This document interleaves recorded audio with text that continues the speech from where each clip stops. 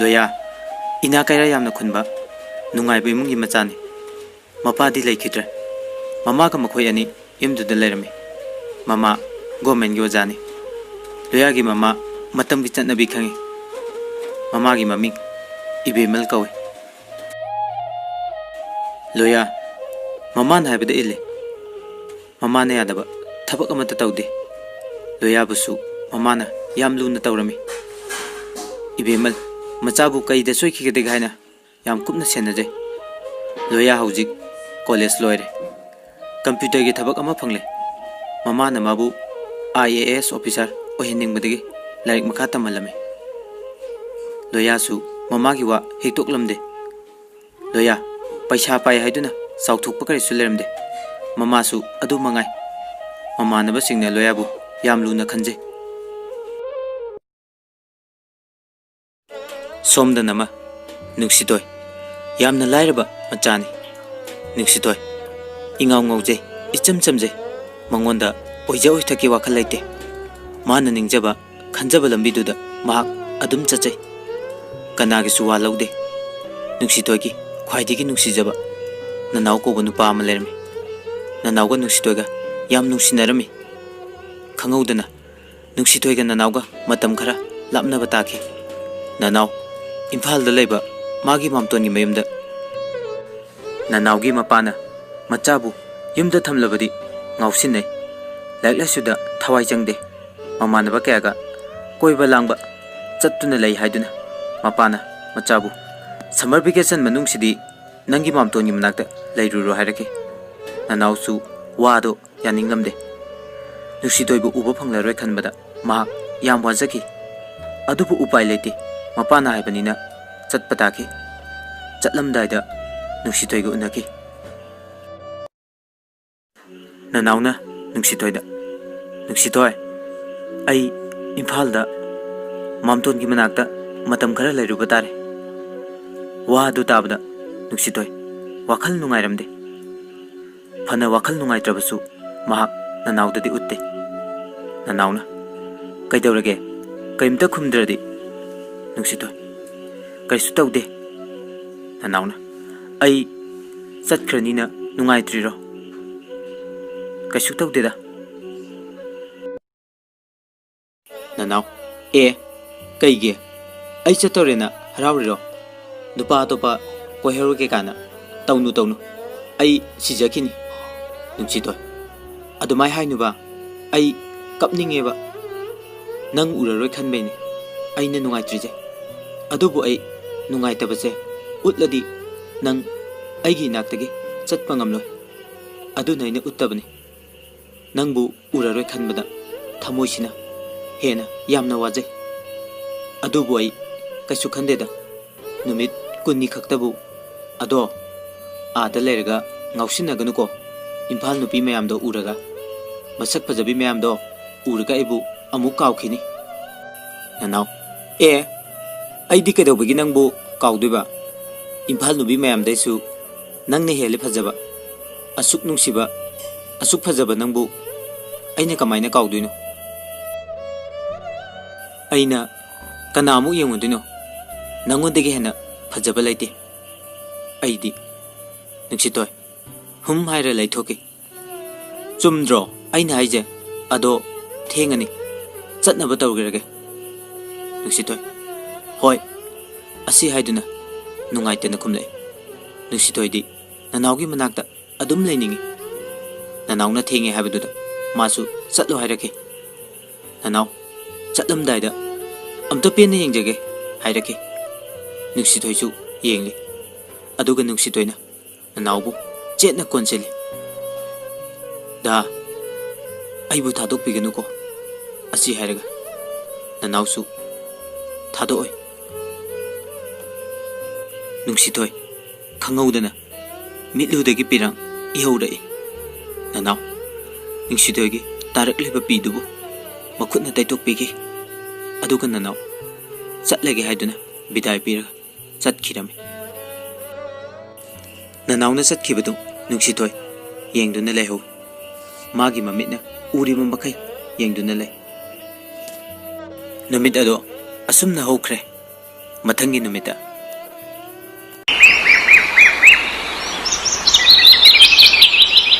ꯅꯣꯡꯉꯥꯜꯂꯦ ꯅꯅꯥꯎ ꯆꯠꯂꯝꯗꯥꯏꯗ ꯐꯣꯟ ꯇꯧꯔꯛꯑꯦ ꯑꯩ ꯆꯠꯂꯨꯈꯤꯒꯦ ꯍꯥꯏꯗꯨꯅ ꯅꯨꯡꯁꯤꯇꯣꯏꯁꯨ ꯍꯣꯏ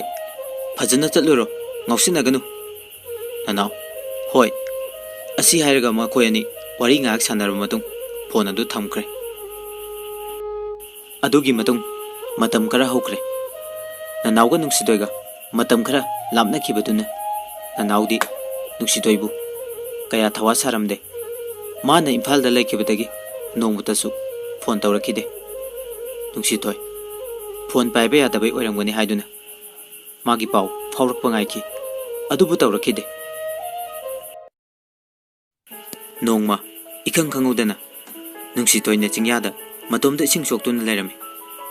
ꯂꯣꯌꯥ ꯍꯣꯏ ꯃꯃꯥꯟꯅꯕ ꯈꯔꯒ ꯀꯣꯏꯕ ꯂꯥꯛꯄꯗ ꯅꯨꯡꯁꯤꯇꯣꯏꯕꯨ ꯂꯣꯌꯥꯒꯤ ꯃꯃꯥꯟꯅꯕꯁꯤꯡꯅ ꯎꯔꯝꯃꯤ ꯂꯣꯌꯥꯒꯤ ꯃꯃꯥꯟꯅꯕ ꯑꯕꯨꯡꯉꯣ ꯉꯧꯕ ꯑꯃꯗꯤ ꯊꯣꯏ ꯃꯈꯣꯏ ꯃꯔꯤꯒ ꯂꯥꯛꯑꯝꯃꯤ ꯅꯨꯡꯁꯤꯇꯣꯏꯅ ꯃꯊꯟꯗ ꯏꯁꯤꯡ ꯁꯣꯛꯇꯨꯅ ꯎꯪꯗꯨꯅ ꯂꯩꯕꯗꯨꯗ ꯑꯕꯨꯡꯉꯣ ꯚꯥꯏ ꯑꯥꯗ ꯅꯨꯄꯤ ꯑꯃ ꯃꯊꯟꯗ ꯂꯩꯔꯤꯁꯦ ꯂꯥꯛꯅꯔꯨꯁꯦ ꯊꯣꯏ ꯍꯣꯏꯅꯦ ꯒꯥꯔꯤꯗꯣ ꯊꯧꯖꯜꯂꯨ ꯂꯥꯛꯅꯔꯨꯁꯦ ꯂꯣꯌꯥ ꯅꯣꯏꯁꯦ ꯋꯥꯊꯤ ꯐꯖꯅ ꯇꯧꯏꯍꯦ ꯌꯥꯝ ꯍꯩꯅꯗꯦ ꯉꯧꯕ ꯍꯩꯅꯔꯣꯏ ꯅꯪꯗꯤ ꯂꯥꯏꯔꯤꯛ ꯄꯥꯔꯤꯉꯩꯗ ꯁꯤꯒꯨꯝꯕ ꯀꯥꯁꯦ ꯍꯩꯅꯔꯣꯏ ꯌꯦꯡꯅꯤꯡꯂꯣꯏꯕ ꯂꯥꯏꯔꯤꯛꯇ ꯇꯧꯔꯤꯉꯩꯗ ꯅꯨꯄꯤ ꯊꯤꯕ ꯈꯪꯖꯔꯣꯏ ꯅꯪ ꯀꯣ ꯊꯣꯏ ꯅꯣꯏ ꯑꯅꯤ ꯇꯨꯃꯤꯟꯅ ꯑꯝꯇ ꯂꯩꯌꯨ ꯑꯩ ꯂꯩꯁꯥꯕꯤ ꯂꯥꯛꯅꯒꯦ ꯊꯣꯏ ꯑꯣꯏ ꯂꯩꯁꯥꯕꯤ ꯅꯊꯟꯇ ꯑꯗꯨꯗ ꯀꯩꯗꯧꯔꯤꯅꯣ ꯅꯨꯡꯁꯤꯇꯣꯏ ꯂꯥꯛꯅꯔꯤꯗꯣ ꯇꯥꯗꯦ ꯋꯥꯈꯜꯗ ꯎꯡꯂꯦ ꯑꯕꯨꯡꯉꯣꯅ ꯑꯃꯨꯛꯁꯨ ꯇꯥꯗ꯭ꯔꯣ ꯅꯪꯕꯣ ꯁꯛ ꯐꯖꯕꯤ ꯅꯨꯡꯁꯤꯇꯣꯏ ꯍꯟꯗꯛꯇꯤ ꯇꯥꯔꯦ ꯇꯥꯔꯕꯁꯨ ꯀꯩꯝꯇ ꯈꯨꯝꯃꯛꯇꯦ ꯂꯣꯌꯥ ꯀꯜꯂꯛꯑꯦ ꯄꯦꯂꯤ ꯀꯩꯝꯇ ꯈꯨꯝꯕꯤꯗ꯭ꯔꯦ ꯂꯥꯛꯅꯈꯣꯗꯅ ꯂꯣꯌꯥꯗꯤ ꯅꯨꯡꯁꯤꯇꯣꯏꯗ ꯁꯨꯛꯌꯦꯡ ꯌꯦꯡꯂꯨꯗꯦ ꯒꯥꯔꯤ ꯃꯅꯨꯡꯗ ꯃꯣꯏꯅ ꯂꯥꯛꯅꯔꯤꯗꯣ ꯇꯥꯕ ꯈꯛꯇꯅꯤ ꯅꯨꯡꯁꯤꯇꯣꯏ ꯍꯟꯗꯛꯇꯤ ꯀꯅꯥꯅꯣ ꯑꯗꯨ ꯀꯟꯅ ꯅꯣꯛꯂꯤꯗꯨꯅ ꯑꯕꯨꯡꯉꯣ ꯃꯗꯨ ꯈꯪꯂꯒ ꯅꯪ ꯀꯩꯗꯧꯒꯦ ꯍꯥꯏꯅꯣ ꯃꯤꯅ ꯉꯁꯥꯏꯗꯒꯤ ꯂꯥꯛꯅꯔꯤꯁꯦ ꯈꯨꯝꯗ꯭ꯔꯒ ꯍꯧꯖꯤꯛꯇꯒ ꯋꯥ ꯉꯥꯡꯂꯛꯄ ꯂꯩꯁꯥꯕꯤꯅꯦꯅ ꯑꯗꯨꯛ ꯌꯥꯝꯅ ꯁꯛꯀꯥꯗꯤ ꯅꯨꯄꯥ ꯀꯅꯥꯝꯇꯅ ꯅꯪꯕු ꯅꯨꯡꯁꯤ ꯀꯥꯏꯅ ꯍꯥꯏꯕꯤꯔꯛꯑꯔꯣꯏ ꯅꯌꯨꯝ ꯄꯥꯟꯕꯒ ꯈꯪꯂꯔꯣꯏ ꯅꯨꯡꯁꯤꯇꯣꯏ ꯑꯗꯨꯅ ꯑꯗꯨꯝ ꯐꯔꯦ ꯍꯧꯖꯤꯛꯀꯥꯟꯒꯤ ꯉꯥꯡꯅ ꯁꯪꯅ ꯌꯥꯗꯕ ꯅꯨꯄꯥꯁꯤꯡꯁꯤꯗ ꯌꯨꯝ ꯄꯥꯟꯗꯣꯏ ꯁꯔꯨꯛ ꯌꯨꯝ ꯄꯥꯟꯗ꯭ꯔꯁꯨ ꯇꯣꯛꯆꯒꯦ ꯂꯣꯌꯥ ꯋꯥ ꯑꯗꯨ ꯇꯥꯕꯗ ꯐꯠ ꯌꯦꯡꯊꯣꯛꯂꯛꯑꯦ ꯃꯥꯒꯤ ꯏꯆꯝ ꯆꯝꯖꯕ ꯃꯇꯧ ꯋꯥꯉꯥꯡ ꯁꯉꯥꯡ ꯑꯗꯨꯗ ꯅꯨꯡꯁꯤꯕ ꯑꯃꯗꯤ ꯄꯣꯛꯂꯝꯃꯤ ꯂꯣꯌꯥ ꯅꯪ ꯀꯔꯤ ꯃꯤꯡ ꯀꯧꯒꯦ ꯅꯪꯒꯤ ꯅꯝꯕꯔ ꯑꯝꯇ ꯄꯤꯔꯝꯃꯨ ꯋꯥꯍꯩ ꯑꯗꯨ ꯇꯥꯕꯗ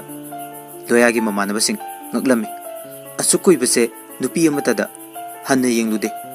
ꯑꯗꯨꯒ ꯉꯁꯤꯗꯤ ꯍꯥꯏꯗꯣꯔꯛꯄꯗꯨꯗ ꯅꯨꯡꯁꯤꯇꯣꯏ ꯃꯤꯡꯒ ꯊꯣꯟꯗ꯭ꯔꯤ ꯐꯣꯟꯁꯨ ꯄꯥꯏꯗꯦ ꯉꯧꯕ ꯂꯩꯁꯥꯕꯤ ꯅꯪꯁꯦ ꯁꯛꯇꯤ ꯐꯖꯅ ꯀꯥꯛꯏꯅꯦ ꯅꯪ ꯐꯥꯔ ꯂꯧꯖꯅꯤ ꯅꯨꯡꯁꯤꯇꯣꯏ ꯑꯩꯈꯣꯏ ꯂꯩꯀꯥꯏ ꯃꯤ ꯂꯥꯛꯑꯦ ꯆꯠꯂꯣ ꯍꯥꯏꯃꯤ ꯂꯣꯌꯥꯅ ꯃꯤꯡꯗꯨꯗꯗꯤ ꯍꯥꯏꯔꯝꯃꯨ ꯅꯨꯡꯁꯤꯇꯣꯏ ꯃꯊꯪꯗ ꯍꯥꯏꯔꯒꯦ ꯊꯣꯏ ꯚꯥꯏ ꯅꯪ ꯅꯨꯄꯤꯁꯤ ꯇꯁꯦꯡꯅ ꯄꯥꯝꯂꯕꯣ ꯂꯣꯌꯥ ꯌꯥꯝ ꯅꯨꯡꯁꯤꯔꯨꯔꯦ ꯀꯩꯒꯤꯅꯣ ꯈꯪꯗꯦ ꯉꯧꯕ ꯅꯪꯅꯕꯨ ꯄꯥꯝꯂꯗꯤ ꯂꯩꯀꯥꯏ ꯃꯤ ꯂꯥꯛꯀꯦꯁꯨ ꯂꯥꯛꯆꯁꯨꯟ ꯀꯩꯗꯧꯒꯦ ꯑꯁꯦꯡꯕ ꯑꯃ ꯈꯪꯗ꯭ꯔꯤꯉꯩ ꯍꯜꯂꯔꯣꯏꯁꯦ ꯅꯨꯡꯁꯤꯇꯣꯏ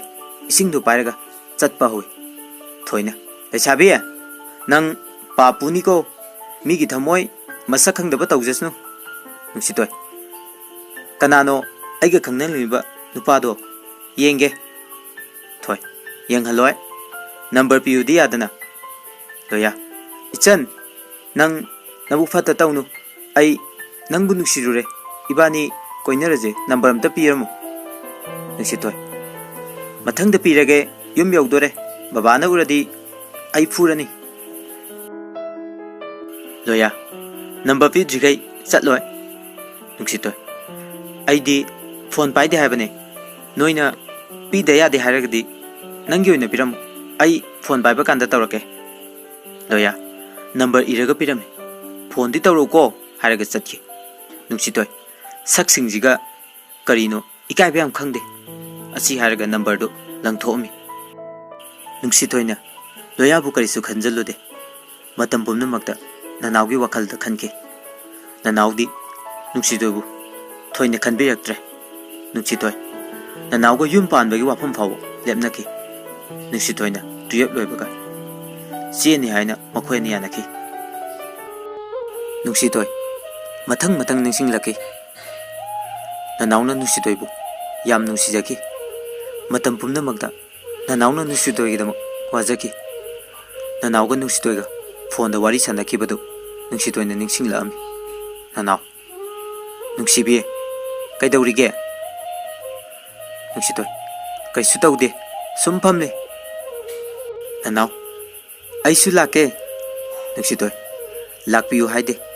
ꯅꯅꯥꯎ, ꯀꯔꯤꯒꯨꯝꯕ ꯑꯩꯈꯣꯏ ꯑꯅꯤꯁꯦ ꯀꯥꯏꯅꯈꯤꯕ ꯊꯣꯛꯂꯕ ꯅꯪ ꯀꯔꯤ ꯇꯧꯅꯤ? ꯑꯩꯗꯤ ꯄꯨꯟꯁꯤꯒꯤ ꯌꯨꯝ ꯄꯥꯜꯂꯣꯏ꯫ ꯅꯨꯡꯁꯤꯊꯣꯏ ꯍꯧꯈꯤꯕ ꯀꯌꯥꯗꯨ ꯅꯤꯡꯁꯤꯡꯂꯛꯏ꯫ ꯃꯃꯤꯠꯇꯒꯤ ꯃꯄꯤ ꯇꯥꯗꯨꯅ ꯀꯞꯂꯤ꯫ ꯃꯊꯟꯇ ꯈꯟꯖꯩ, ꯅꯪꯗꯤ ꯌꯥꯝ ꯅꯨꯡꯉꯥꯏꯈ꯭ꯔ ꯃꯥꯜꯂꯦ꯫ ꯏ ꯄꯥꯎꯁꯨ ꯑꯃꯠꯇ ꯍꯥꯏꯔꯛꯇꯦ꯫ ꯑꯩꯅ ꯋꯥꯔꯤꯁꯦ ꯅꯪꯅꯗꯤ ꯈꯪꯕꯤꯗꯦꯀꯣ꯫ ꯅꯨꯡꯁꯤꯊꯣꯏꯅ ꯅꯅꯥꯎꯕꯨ ꯌꯥꯝ ꯅꯨꯡꯁꯤꯖꯔꯝꯃꯤ꯫ ꯑꯗꯨꯕꯨ ꯅꯅꯥꯎꯅꯗꯤ ꯅꯨꯡꯁꯤꯊꯣꯏꯕꯨ ꯀꯌꯥ ꯈꯟꯕꯤꯗ꯭ꯔꯦ꯫ ꯅꯨꯡꯁꯤꯊꯣꯏ ꯅꯅꯥꯎꯒꯤꯗꯃꯛ ꯁꯤꯕ ꯐꯥꯎꯕ ꯉꯝꯒꯅꯤ ꯍꯥꯏꯅ ꯂꯦꯞꯂꯤ꯫ ꯃꯇꯝ ꯈꯔꯒꯤ ꯃꯇꯨꯡꯗ ꯅꯨꯡꯁꯤꯊꯣꯏ ꯂꯣꯌꯥꯕꯨ ꯅꯣꯡꯇ ꯅꯤꯡꯁꯤꯡꯂꯨꯗꯦ꯫ ꯅꯣꯡꯃ ꯅꯨꯡꯁꯤꯊꯣꯏꯅ ꯂꯝꯕꯤꯗ ꯃꯃꯥꯟꯅꯕꯤ ꯁꯛꯍꯦꯟꯕꯤꯒ ꯆꯠꯂꯤꯉꯩ ꯂꯣꯌꯥ ꯍꯣꯏ ꯑꯃꯨꯛ ꯊꯦꯡꯅꯔꯝꯃꯤ꯫ ꯂꯣꯌꯥꯒꯤ ꯃꯃꯥꯟꯅꯕ ꯊꯣꯏ, ꯑꯥꯗꯩꯁꯤ ꯅꯍꯥꯟꯒꯤ ꯅꯪꯅ ꯅꯝꯕꯔ ꯄꯤꯔꯝꯕ ꯅꯨꯄꯤꯗꯨ ꯅꯠꯇ꯭ꯔꯣ? ꯃꯥꯗꯤ ꯐꯣꯟꯒ ꯇꯧꯔꯛꯇ꯭ꯔꯣ? ꯂꯣꯌꯥ, ꯃꯥꯅꯤꯅꯦ, ꯃꯥꯗꯤ ꯑꯩꯉꯣꯟꯗꯒ ꯐꯣꯟ ꯑꯝꯇ ꯇꯧꯔꯛꯇꯦ꯫ ꯉꯧꯕ, ꯑꯦ ꯑꯁꯦꯡꯕꯩꯔꯣ? ꯑꯗꯨꯗꯤ ꯆꯪꯁꯤꯜꯂꯒ ꯍꯪꯖꯦ꯫ ꯂꯣꯌꯥꯅ, ꯀꯩꯗꯧꯔꯒꯦ ꯅꯍꯥꯟ ꯐꯣꯟ ꯅꯝꯕꯔ ꯄꯤꯔꯝꯃꯒ ꯐꯣꯟ ꯇꯧꯔꯛꯇ꯭ꯔꯗꯤ? ꯅꯨꯡꯁꯤꯊꯣꯏ, ꯀꯩꯁꯨ ꯇꯧꯗꯦ, ꯑꯩ ꯐꯣꯟ ꯄꯥꯏꯗꯕ ꯑꯗꯨꯒꯤꯅꯤ꯫ ꯂꯣꯌꯥꯅ, ꯅꯈꯨꯠꯇ ꯄꯥꯏꯔꯤꯕ ꯐꯣꯟꯗꯨ ꯀꯅꯥꯒꯤꯅꯣ? ꯅꯨꯡꯁꯤꯊꯣꯏ, ꯍꯥ, ꯁꯤꯔꯣ ꯑꯩꯒꯤ ꯅꯠꯇꯦ, ꯕꯕꯥꯒꯤꯅꯦ꯫ ꯂꯣꯌꯥ, ꯅꯪ ꯅꯕꯨꯛ ꯌꯥꯝ ꯐꯠꯇꯦ꯫ ꯅꯪꯅ ꯐꯣꯟ ꯄꯥꯏꯔꯀꯥꯟꯗ ꯇꯧꯔꯛꯀꯦ ꯍꯥꯏꯔꯒ ꯇꯧꯔꯛꯇꯦ, ꯑꯗꯨꯒ ꯅꯪꯒꯤ ꯃꯤꯡ ꯍꯥꯏꯌꯨꯁꯨ ꯌꯥꯗꯦ꯫ ꯅꯨꯡꯁꯤꯊꯣꯏ, ꯅꯍꯥꯟ ꯅꯪꯅ ꯄꯤꯔꯝꯕ ꯅꯝꯕꯔꯗꯣ ꯇꯥꯍꯧꯔꯦ꯫ ꯑꯩꯒꯤ ꯃꯤꯡꯕꯨꯗꯤ ꯅꯨꯡꯁꯤꯊꯣꯏ ꯀꯧꯋꯦ꯫ ꯅꯨꯡꯁꯤꯊꯣꯏꯅ, ꯅꯝꯕꯔ ꯇꯥꯍꯧꯔꯦ ꯍꯥꯏꯔꯤꯕꯗꯨ ꯍꯥꯏꯖꯤꯜꯂꯤꯕꯅꯤ, ꯅꯨꯡꯉꯥꯏꯈꯤꯔꯣꯏ ꯍꯥꯏꯗꯨꯅ꯫ ꯂꯣꯌꯥꯅ, ꯑꯣ, ꯑꯃꯨꯛ ꯄꯤꯔꯝꯃꯒꯦ, ꯍꯟꯗꯛꯇꯤ ꯆꯦꯛꯁꯤꯟꯅ ꯄꯥꯏꯌꯨ꯫ ꯅꯝꯕꯔꯗꯨ ꯑꯃꯨꯛ ꯏꯔꯒ ꯄꯤꯔꯝꯃꯤ꯫ ꯑꯗꯨꯒ, ꯑꯩ ꯆꯠꯂꯨꯈꯤꯒꯦ, ꯏꯃꯥꯟꯅꯕꯒꯤ ꯊꯕꯛ ꯑꯃ ꯂꯥꯛꯄꯅꯦ, ꯍꯟꯗꯛꯇꯤ ꯐꯣꯟ ꯁꯣꯏꯗꯅ ꯇꯧꯔꯛꯎꯀꯣ꯫ ꯑꯁꯤ ꯍꯥꯏꯔꯒ ꯒꯥꯔꯤꯗ ꯀꯥꯈꯠꯈ꯭ꯔꯦ꯫ ꯅꯨꯡꯁꯤꯊꯣꯏ ꯀꯔꯤꯁꯨ ꯍꯥꯏꯗꯦ, ꯇꯨꯃꯤꯟꯅ ꯂꯩꯍꯧꯏ꯫ ꯃꯃꯥꯟꯅꯕꯤ ꯁꯛꯍꯦꯟꯕꯤꯅ, ꯀꯅꯥꯅꯣ ꯁꯤꯕꯨ? ꯀꯥꯏꯗꯩꯅꯣ? ꯅꯪꯒ ꯈꯪꯅꯩꯔꯣ? ꯅꯠꯇꯦꯍꯦ꯫ ꯀꯥꯏꯗꯩꯅꯣ? ꯈꯪꯗꯦ꯫ ꯁꯛꯍꯦꯟꯕꯤꯅ, ꯍꯥꯏꯖꯤꯟꯅꯨꯗ, ꯅꯅꯥꯎꯗ ꯇꯥꯛꯊꯣꯛꯎꯔꯥ, ꯑꯁꯦꯡꯕ ꯍꯥꯏꯗ꯭ꯔꯗꯤ? ꯅꯨꯡꯁꯤꯊꯣꯏ ꯄꯥꯈꯠꯈ꯭ꯔꯦ꯫ ꯅꯅꯥꯎꯗ ꯍꯥꯏꯅꯤ ꯍꯥꯏꯔꯛꯄꯗꯩ ꯅꯨꯡꯁꯤꯊꯣꯏꯅ, ꯍꯥꯏꯗꯣꯛꯀꯅꯣꯕ, ꯈꯪꯗꯦ ꯑꯩ꯫ ꯅꯍꯥꯟ ꯑꯩꯅ ꯏꯁꯤꯡ ꯁꯣꯛꯂꯤꯉꯩꯗ ꯂꯥꯛꯄꯅꯦ, ꯀꯗꯥꯏꯗꯩꯅꯣ ꯍꯥꯏꯁꯨ ꯈꯪꯗꯦ꯫ ꯃꯣꯏꯅ ꯅꯝꯕꯔ ꯄꯤꯔꯝꯃꯦ, ꯑꯗꯨꯁꯨ ꯑꯩꯅ ꯂꯪꯊꯣꯛꯈꯤꯕꯅꯤ꯫ ꯑꯗꯣ ꯍꯥꯏꯗꯣꯛꯀꯅꯨꯀꯣ, ꯑꯩ ꯃꯥꯒ ꯅꯨꯡꯁꯤꯅꯗꯦ, ꯀꯅꯥꯅꯣ ꯀꯔꯤꯅꯣꯁꯨ ꯈꯪꯗꯦ꯫ ꯁꯛꯍꯦꯟꯕꯤ, ꯍꯣꯏꯗ, ꯑꯗꯨꯃꯥꯏꯅꯕꯨ ꯄꯨꯛꯆꯦꯜ ꯁꯦꯡꯂꯗꯤ ꯑꯩꯕꯨ ꯌꯥꯝ ꯐꯠꯇꯕꯗꯧꯅ ꯅꯪꯒꯤ ꯋꯥꯈꯜ ꯈꯪꯗꯣꯛꯀꯦ ꯇꯧꯕꯅꯦ, ꯈꯪꯉꯦ ꯑꯩꯁꯨ꯫ ꯅꯪꯅ ꯑꯗꯨꯝꯕ ꯊꯕꯛ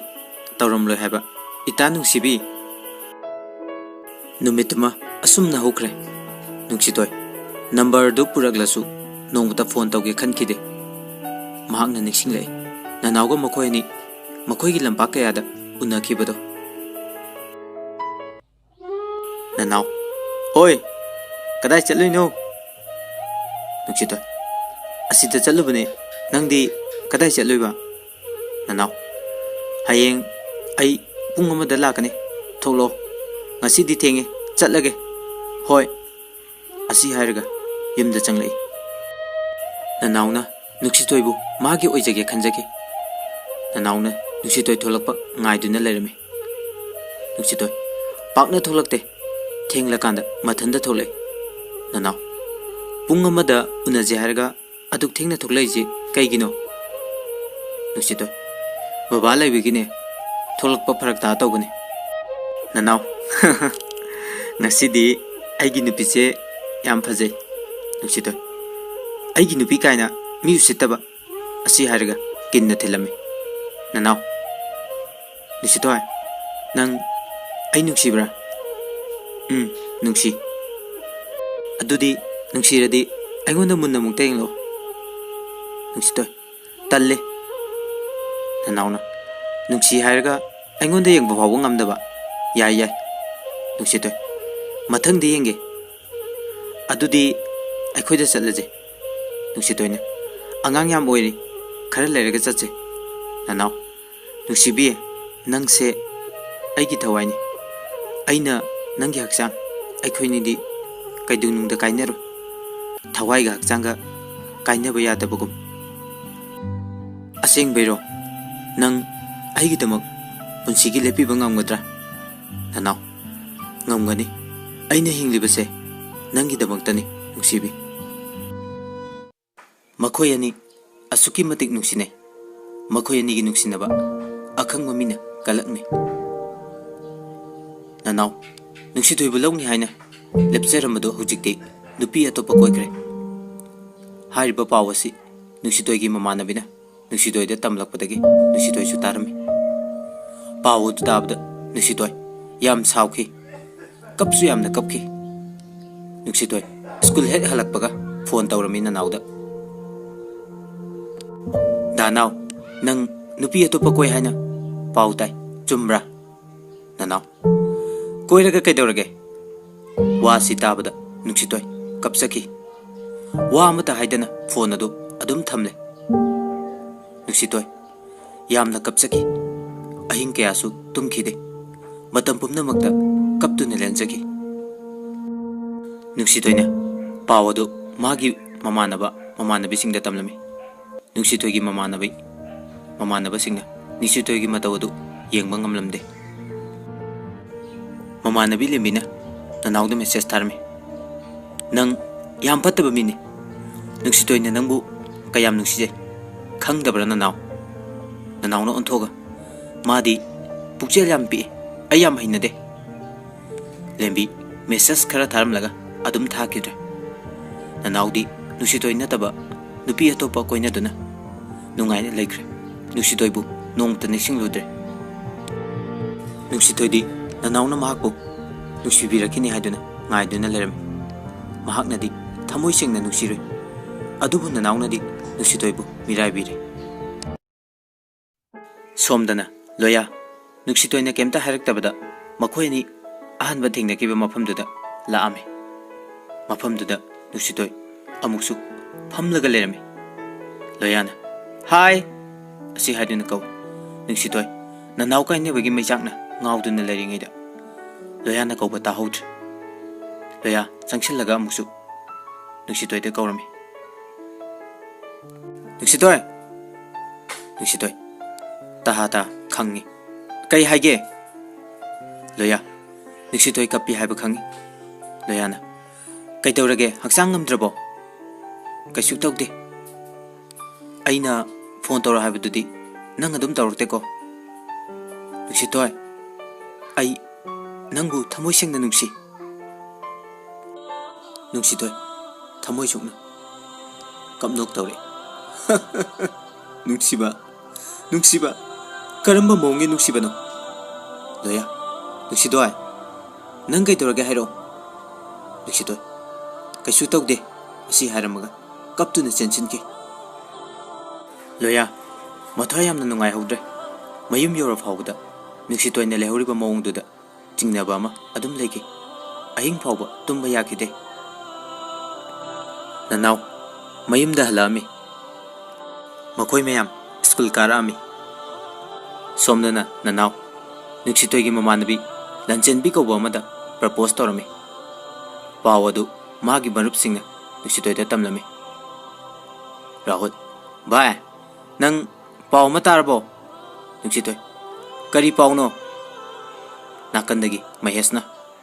rahul na haijeline nangonda laknarini nusitoy पाउदु ताबदा कपकनी हाबसी महेशती खंगी नुंसितोयना अमुक बाय वा लोटकनु करी लेरगे हाइरो राहुल खंगदे खंगदे महेशना अमुक ननावना लंचिनबिदा प्रपोज तौरे हाय नुंसितोय मम्मीतगी मपी ताना असेंब्रा राहुल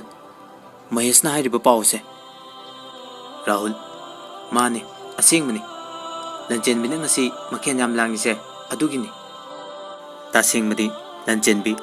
ननावगा नुसिदोगा खंगनै नुसिनै खंगलिबनी ननावगा नुसिदोगा नुसिनाबा मियाम पुमनम खंगनरमी मखोय निगी नुसिनाबदा कलकनरमी नुसिदोगा ननावगी मतौ तमजौ हाइनरमी अदुबु लंचेनबी तौगे यावना तौरिबनी नुसितोय वा अमता ngankhidre हिक लाउना कपतुना लैखि ममानबीसिंगना ननावबु याम सावरमे नुसितोय नुमितु लाइक ताकपगा अमता चंगद्रे स्कूल सुती थाबदा ननाव स्कूल गेटा लंचेनबी ngaiduna lerame ननावना नुसितोयबु उरमे नुसितोयसु ननावबु उइ अदुबु नुसितोय उसिनदबा सादुना लोतुना चतकी कपति यामना कपचगी नुसितोय पेंदबदगी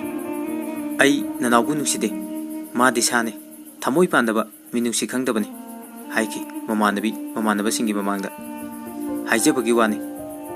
मयुम यौबगा नुसितोय थमोय सोकना कपचगी अइना असुक यामना नुसिरुबा अदुगा मादी आइबु नुसिरमद्रे नोंगाले नुसितोय स्कूल लाई ngarang kapubuduna masa pumba choktarami mamaanabisingna mabu ngaiduna lerami rahulna mabu class ta pusile mayesna haire nuksithoy nang wakal yam khanjingino nangi damak akhoi mayam leisiti nang kari gi warino nupabu mathandro nangbu nasak thibro nakhong tekbro nuksithoy maithongda nokserabasu mamittagi mapitana khumlai आई करीसु खंदे लाइबकिनी खलगे इचलना अखोय ma'am लेजिदी नंगिदमक माना क्याम हेलदना कोइसनु नुपिनी कायना ओक्तबिसिबु हाइकी नुंसितोयना वखल अदुक नुंगाइतना लैरिङैदा लंचेनबी नुंसितोयदो याम उसितना वा मा हाइगे आइदुना हाइरे लंचेनबी नुंसितोय ननावदु फब्रो आइंगोंदा propose तौरे Rahul लंचेनबी वाफम दुगी ओरदी अनिरक सुना पलकन अबेनमु लंचेनबी नुंसितोयसे नंगी नमानबिनिको ननावगा नुंसितोयगा नुंसिनै खंगलिबा नत्रा लंचेनबी खंगी केदोरगे नुंसितोयदी नुपा नहागा याम पुनबनिना ननावना पामदी नुंसितोय सावरपना लंचेनबी नंगी वाइसिंगदो आई तागिना ताबनी आई ताबा ngamdre अइना इमानबा पुनबदा करी मिटनाबा यावखरगे नंगी नुपा खोइपम थोपा अदुम कोयु करी मरंगिनो नंगना खनबा सुयाम हौरिसे नंगदी मरुपु हातपी नुपिनी ननावजु अयाबा नुपी थिबा नंगजु इरांग तोबा पांबा नोय नि खंगना जबदा अइनि येतकेदबा नते मतुंगददी नंगसु मागी वा फलगना नुसितोयगा लंचेनबिगा तासेंगना फुनके तौरपदगी इचलगा राहुलगना चिंगथोकलगा नुसितोयबु मफालदा पुथोके नुंसितोय यामना कपकी मसीरा असेंग मनुंसिबा थमलुबगी महि स्कूल सुती थाबदा ननावगा लंचेनबिगा उन्नरमी लंचेनबिना ननावदा पाउ Siran तुरान तमजलमी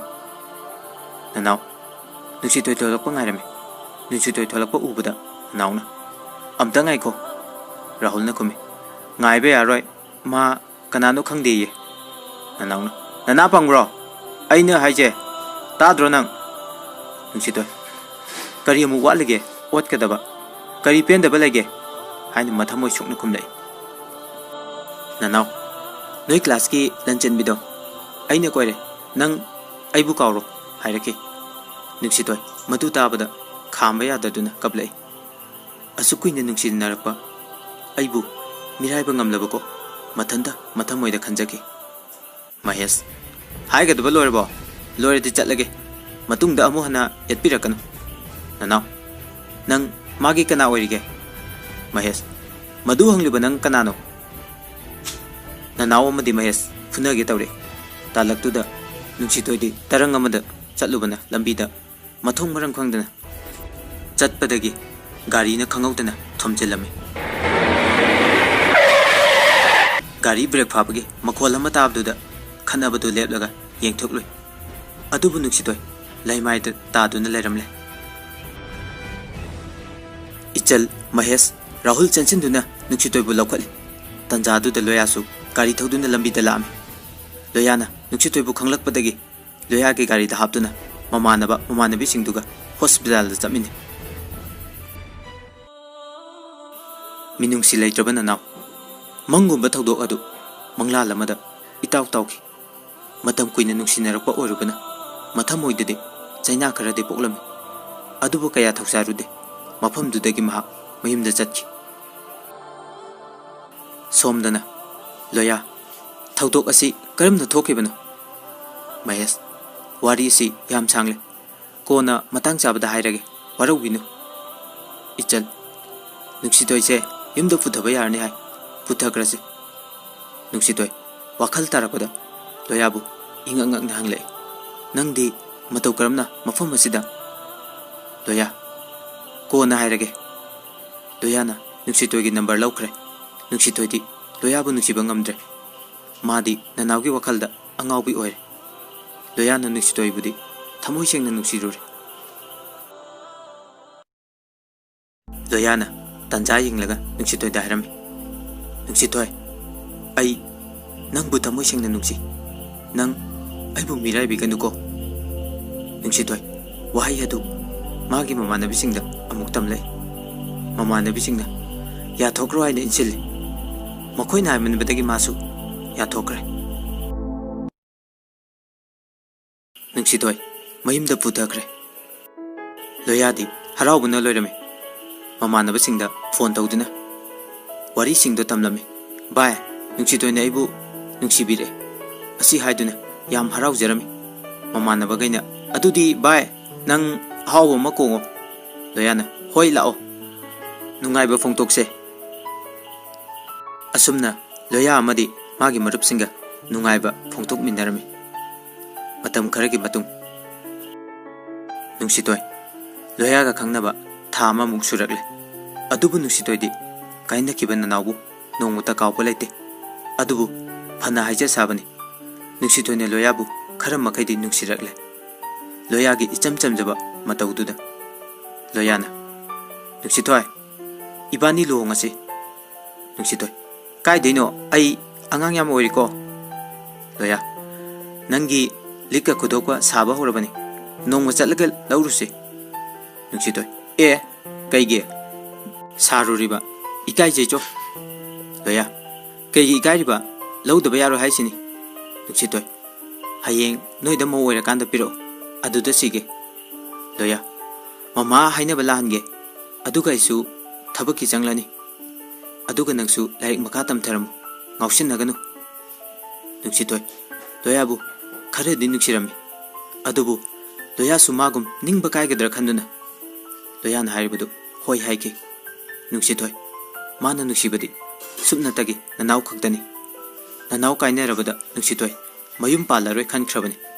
loya bu themlaga thandamge nanawgi wakhal kauna bhonabani nuksitoina pawadu mamanabi singda tamlame mamanabi ichalna haima nangdi laipak yam phai haiba masak chu phajai gyan chu tai yam chakche nanaw kainarasu nangdi laipak yam phai afaba malai nuksitoina yare he nangchu nuksitoigi mamanabi lembina amuk haire aikhoida lakwa nupasima natayamta chade pokhai bi ngakta ichalna hoine chumine hantak thaballadi nupa phabama yenghau baibaduni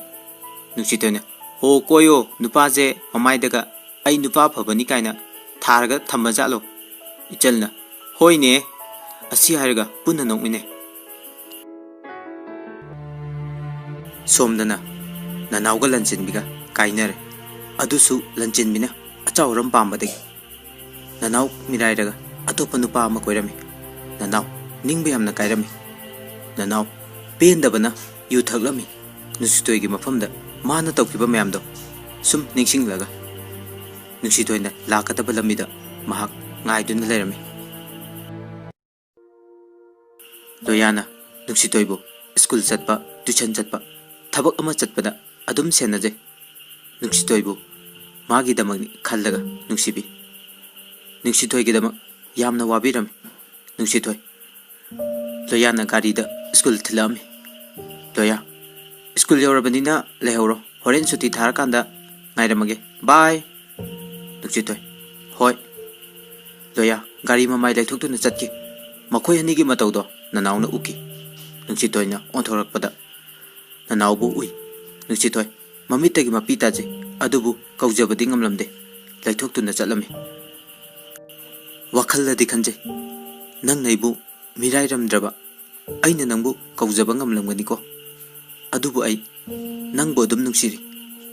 ꯑꯗꯨꯕꯨ ꯅꯪꯅ ꯑꯩꯕꯨ ꯃꯤꯔꯥꯏꯔꯕꯗ ꯑꯩꯒꯤ ꯅꯨꯡꯁꯤꯕꯁꯦ ꯃꯄꯥꯜ ꯊꯣꯛꯅ ꯐꯣꯡꯗꯣꯛꯄ ꯉꯝꯗꯦ꯫ ꯅꯅꯥꯎꯁꯨ ꯅꯨꯡꯁꯤꯊꯣꯏꯕꯨ ꯀꯧꯒꯦ ꯈꯟꯅ ꯈꯟꯅ ꯀꯧꯕꯗꯤ ꯉꯝꯈꯤꯗꯦ꯫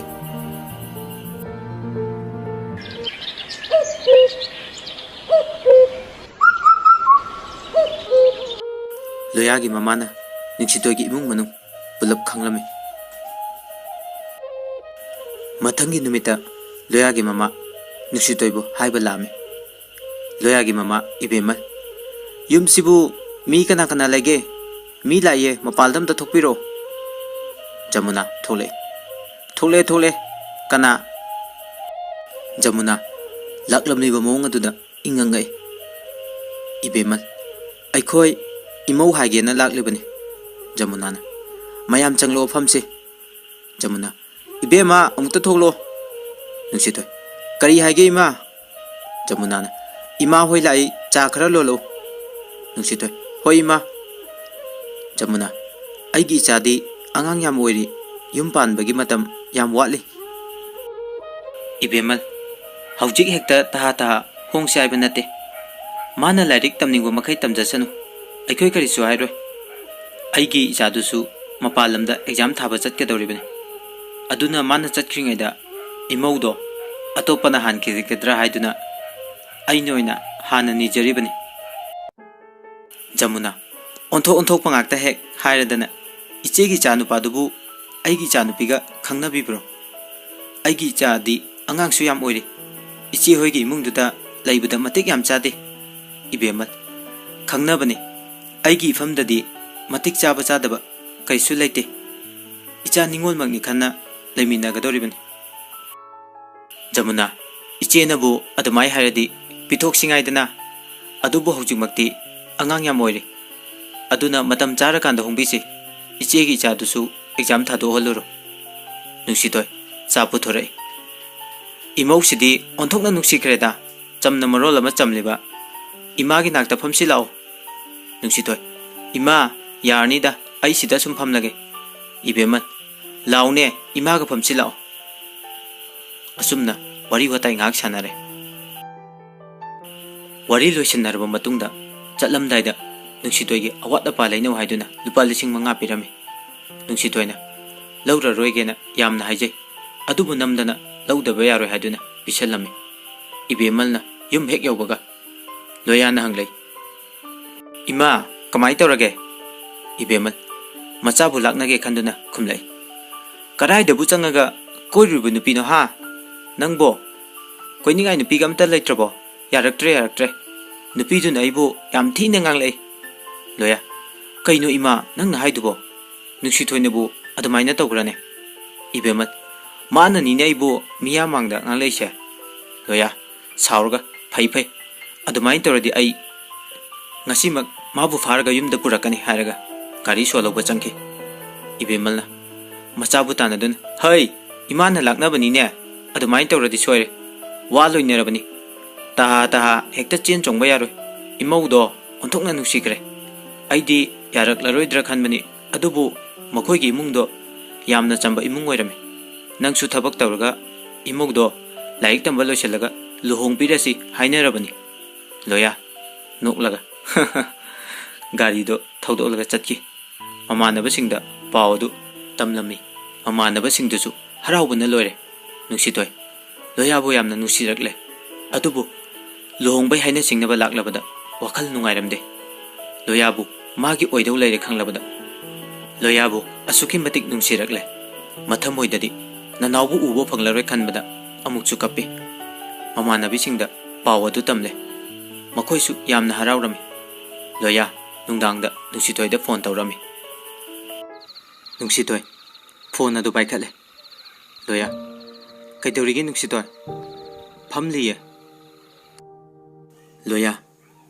इमान हायरमबदो करी खलिगे आइदी यारा अरोजन खलगा यारकपसे आई याम हरावी नुंसितोय नोकलगा यारे लोया नंग आइबु नुंसिब्रा नुंसितोय नुंसिये लोया नमु मखा तारे हयेंग अखोई इमानब मयाम मागी मागी नुपि पुरगा कोइबा चचेन हाइने नंगजु चत्तुइनि लोसिलगा लेरमुको आई लौबा लाके नुंसितोय तल्ले आई चत्पा यारोय लोया करिगुंबा हेक थोलक्त्रबा आइने कैदौगे यंग नुंसितोय अदुमाय हाइगनो आई कपसरक्चनी आइने हिंगलिसे नंगिदमक्तनी फरे आई थोगलागे लोया न मखा तारे मतुंगदा अमु हना हाइररोय मतुंगदा नुंसिबिना यादबा थबक अमत तौररोय नुंसितोय दादा नंग ऐसे कयाम नुंसि लोया आइकी पुंसिसिना हिंगलि मखै नंगी नुंसिबदि चांगदम नफम लेररोय नुंसितोय नमु करिगुंबा नंगना हेंग मतिक चार कांदा आइबु मु मिराय बिरमलोदि लोया नंगदी आई खक्तगिने कनागी सोइबा यारोय थौना फबा कनाना नंगबु आइगी इफमदगी मुनबा लाबसु आइने हिंगलि मखैदि मुनबा ngamलोय सिगी वासे तोसे आई याम तुमनिंगे तुमलजे आइगी नाकता फमु लाओ नुंसितोय तानिंगदेको वाथि nganगन लोया वाथि नते कैदौंगैनो नंगना आइगी नाकता लैगदबा मयामदो ngairibani नुंसिबि नुंसितोय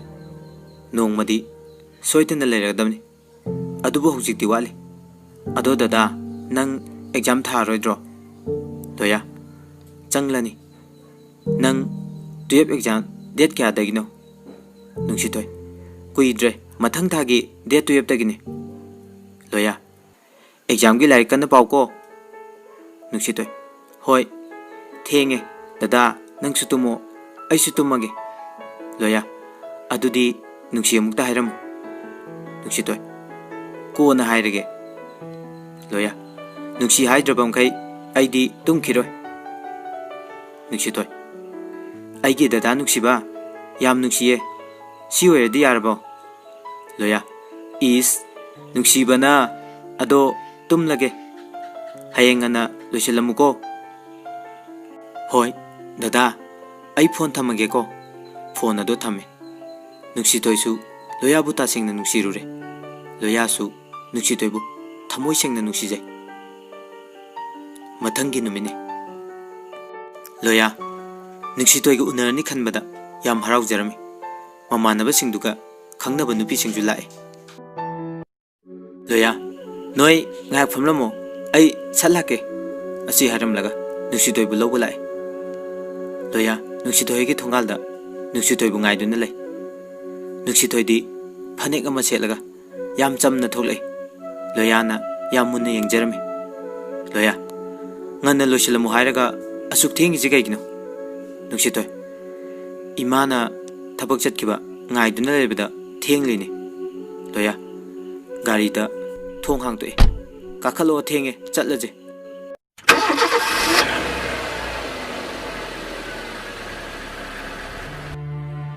नुंसितोय नंगबु नमानबा यावी हाइदैने लोया इमानबा यावत्रदि कैदौगे आइगा चमिनबसे नंग याम कीब्रो नुंसितोय साउरगा कीबै वा नते नंग नचिन याम थी मतुंगददि आई थोलोय नंग सुमाइना तौदो ओइरदि लोया साउसिनरगा हाइरे नंगी वंगांगदुदि आइगा चमिनबसे पामदेबा वानिने फरे फरे आई अमोना हाइरारोय नुंसितोय होय माइ कैमता हाइरक्ते लोया नुंसिदब्रा फागी तौगनी हे इमानबी इमानबा मयाम नंगबु ngaiduna लेहौरी हाइरे Loyana gari du yum hek yobaga Loya gi mamadu thongan da lerame Loya gari da mayum da thawjilai gari hek khambaga nuksitoy dada nangna gari gamlisibu kana yumno Loya kumlo adu khanglani nuksitoy talle Loyana khudang pairaga chinglaga changlei ibemal thogle nuksitoy mama thoglakpa ududa makhu thado hai Loyana kaigi thadoktiba nangse aigi ni hairiga chinglaga mama gi manakta tapna tapna changsilei ibemal kaino ibungo nangna tawridubo imausi thado une mathanta dum changjarisani ikarani ni angangdo nuksitoy ikaibena mama mamet inganganglami ibemal nuksitoy ikairi haiba khangi mama na haire namanaba singche nangonda sauduna ngairaga lerabani Loya nuksitoy ibung changsilao nuksitoy talli ai imaga sida sum lehoge Loya la odi lao hairaga chingsilaga pusingi ibemal noktuna lehoy mamanaba singdu Loya ge kada phamduna Loya dubu kadai chatlijano phone to buju pairektene haineraga lerame haineringai duda Loya nuksitoy ki khudang pairaga changlakpadu mamanabi singduna loina urame mamanaba abung kaino Loya nangna tawridubo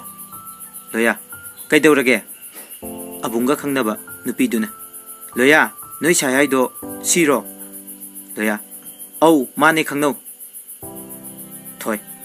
Loya na nangse farga pureiro nuksitoy ikai ni khumlai nateda abung nuksitoy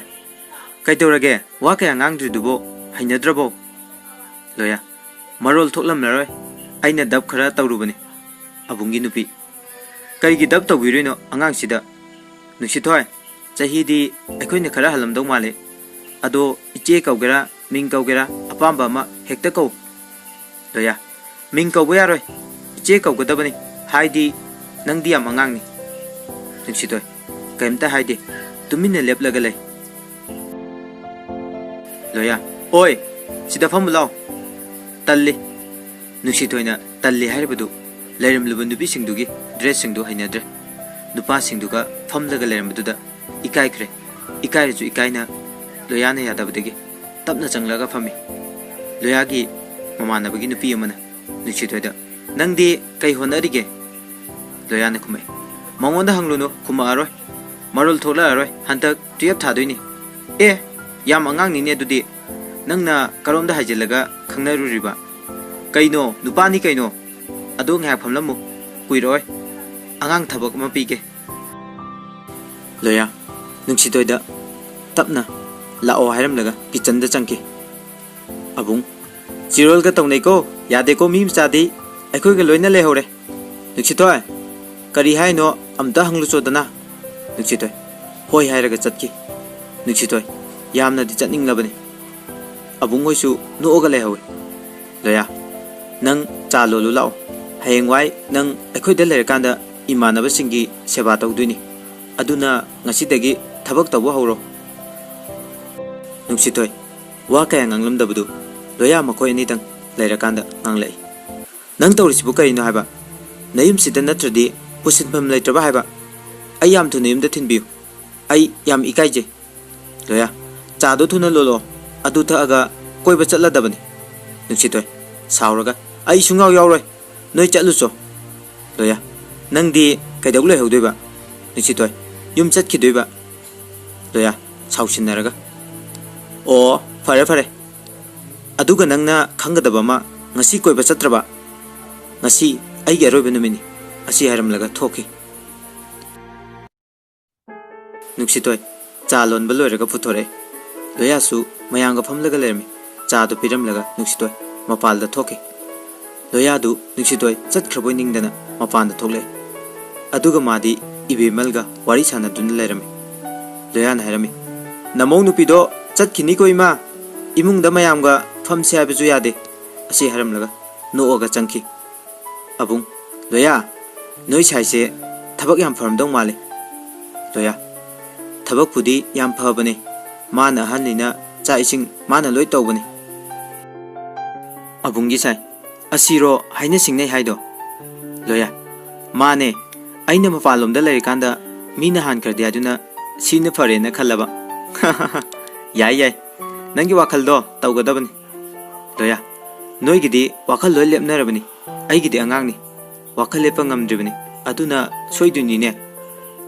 ꯍꯥꯏꯅ ꯁꯤꯡꯅꯕ ꯍꯥꯏꯁꯤꯗꯤ ꯆꯦꯜꯂꯨꯕꯒ ꯆꯞ ꯃꯥꯟꯅꯩ ꯃꯥꯅ ꯂꯥꯛꯅꯤꯡꯕ ꯐꯅ ꯂꯩꯔꯁꯨ ꯑꯌꯦꯠꯄ ꯑꯃꯗꯤ ꯑꯗꯨꯝ ꯂꯩꯔꯗꯧꯕꯅꯤ ꯂꯣꯌꯥꯒꯤ ꯃꯃꯥꯟꯅꯕ ꯊꯣꯏꯕ ꯀꯣꯏꯕ ꯆꯠꯁꯤ ꯍꯥꯏꯔꯒ ꯊꯦꯡꯉꯅꯤ ꯆꯠꯂꯁꯦ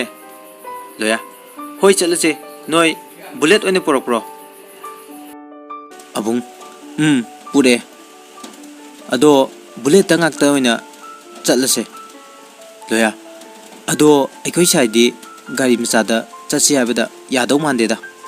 ꯑꯗꯣ ꯍꯥꯏꯔꯒ ꯌꯦꯡꯂꯁꯤ ꯃꯈꯣꯏ ꯏꯃꯨꯡꯗꯒꯤ ꯊꯣꯛꯂꯛꯑꯦ ꯑꯕꯨꯡꯁꯨ ꯒꯥꯔꯤ ꯁ꯭ꯇꯥꯔꯠ ꯇꯧꯔꯦ ꯊꯣꯏꯕꯁꯨ ꯒꯥꯔꯤ ꯁ꯭ꯇꯥꯔꯠ ꯇꯧꯔꯦ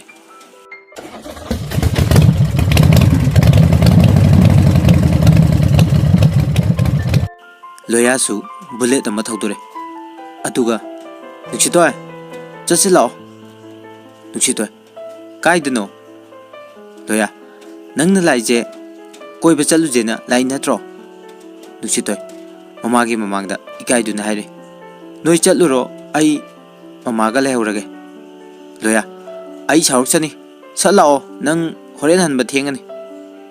이베말 ꯆꯠꯂꯨꯔꯣ ꯊꯦꯡꯒꯅꯤ ꯍꯣꯔꯦꯟ ꯉꯟꯅ ꯍꯦꯛ ꯆꯪꯉꯛꯑꯣ ꯊꯦꯡꯂꯒꯗꯤ ꯅꯣꯡꯃ ꯍꯦꯛ ꯂꯥꯛꯑꯣꯀꯣ ꯅꯨꯡꯁꯤꯇꯣꯏ ꯍꯣꯏ 이마 ꯂꯣꯌꯥ ꯇꯨꯡꯂꯣ ꯆꯠꯁꯦ ꯅꯨꯡꯁꯤꯇꯣꯏ ꯃꯣꯏ ꯍꯥꯟꯅ ꯃꯃꯥꯡ ꯊꯥꯡꯍꯜꯂꯣ ꯂꯣꯌꯥ ꯚꯥꯏ ꯅꯣꯏ ꯍꯥꯟꯅ ꯃꯃꯥꯡ ꯊꯥꯔꯣ ꯅꯨꯡꯁꯤꯇꯣꯏ ꯒꯥꯔꯤ ꯍꯦꯛ ꯀꯥꯈꯠꯄꯒ ꯐꯖꯅ ꯆꯠꯂꯨꯀꯣ ꯍꯥꯏꯔꯛꯏ ꯃꯃꯥꯅ ꯃꯣꯏ ꯅꯨꯄꯤ ꯑꯇꯩꯗꯤ ꯈꯣꯡꯒ꯭ꯔꯥꯎ ꯂꯣꯏ ꯁꯦꯠꯂꯤ ꯅꯨꯡꯁꯤꯇꯣꯏ ꯈꯛꯇꯅꯤ ꯐꯅꯦꯛ ꯁꯦꯠꯄ ꯂꯣꯌꯥ ꯀꯔꯤꯅꯣ ꯑꯗꯨꯛ ꯂꯥꯞꯅ ꯐꯝꯃꯤꯗꯨꯕꯣ ꯇꯥꯖꯍꯧꯅꯤ ꯅꯨꯡꯁꯤꯇꯣꯏ ꯇꯥꯍꯧꯔꯣꯏ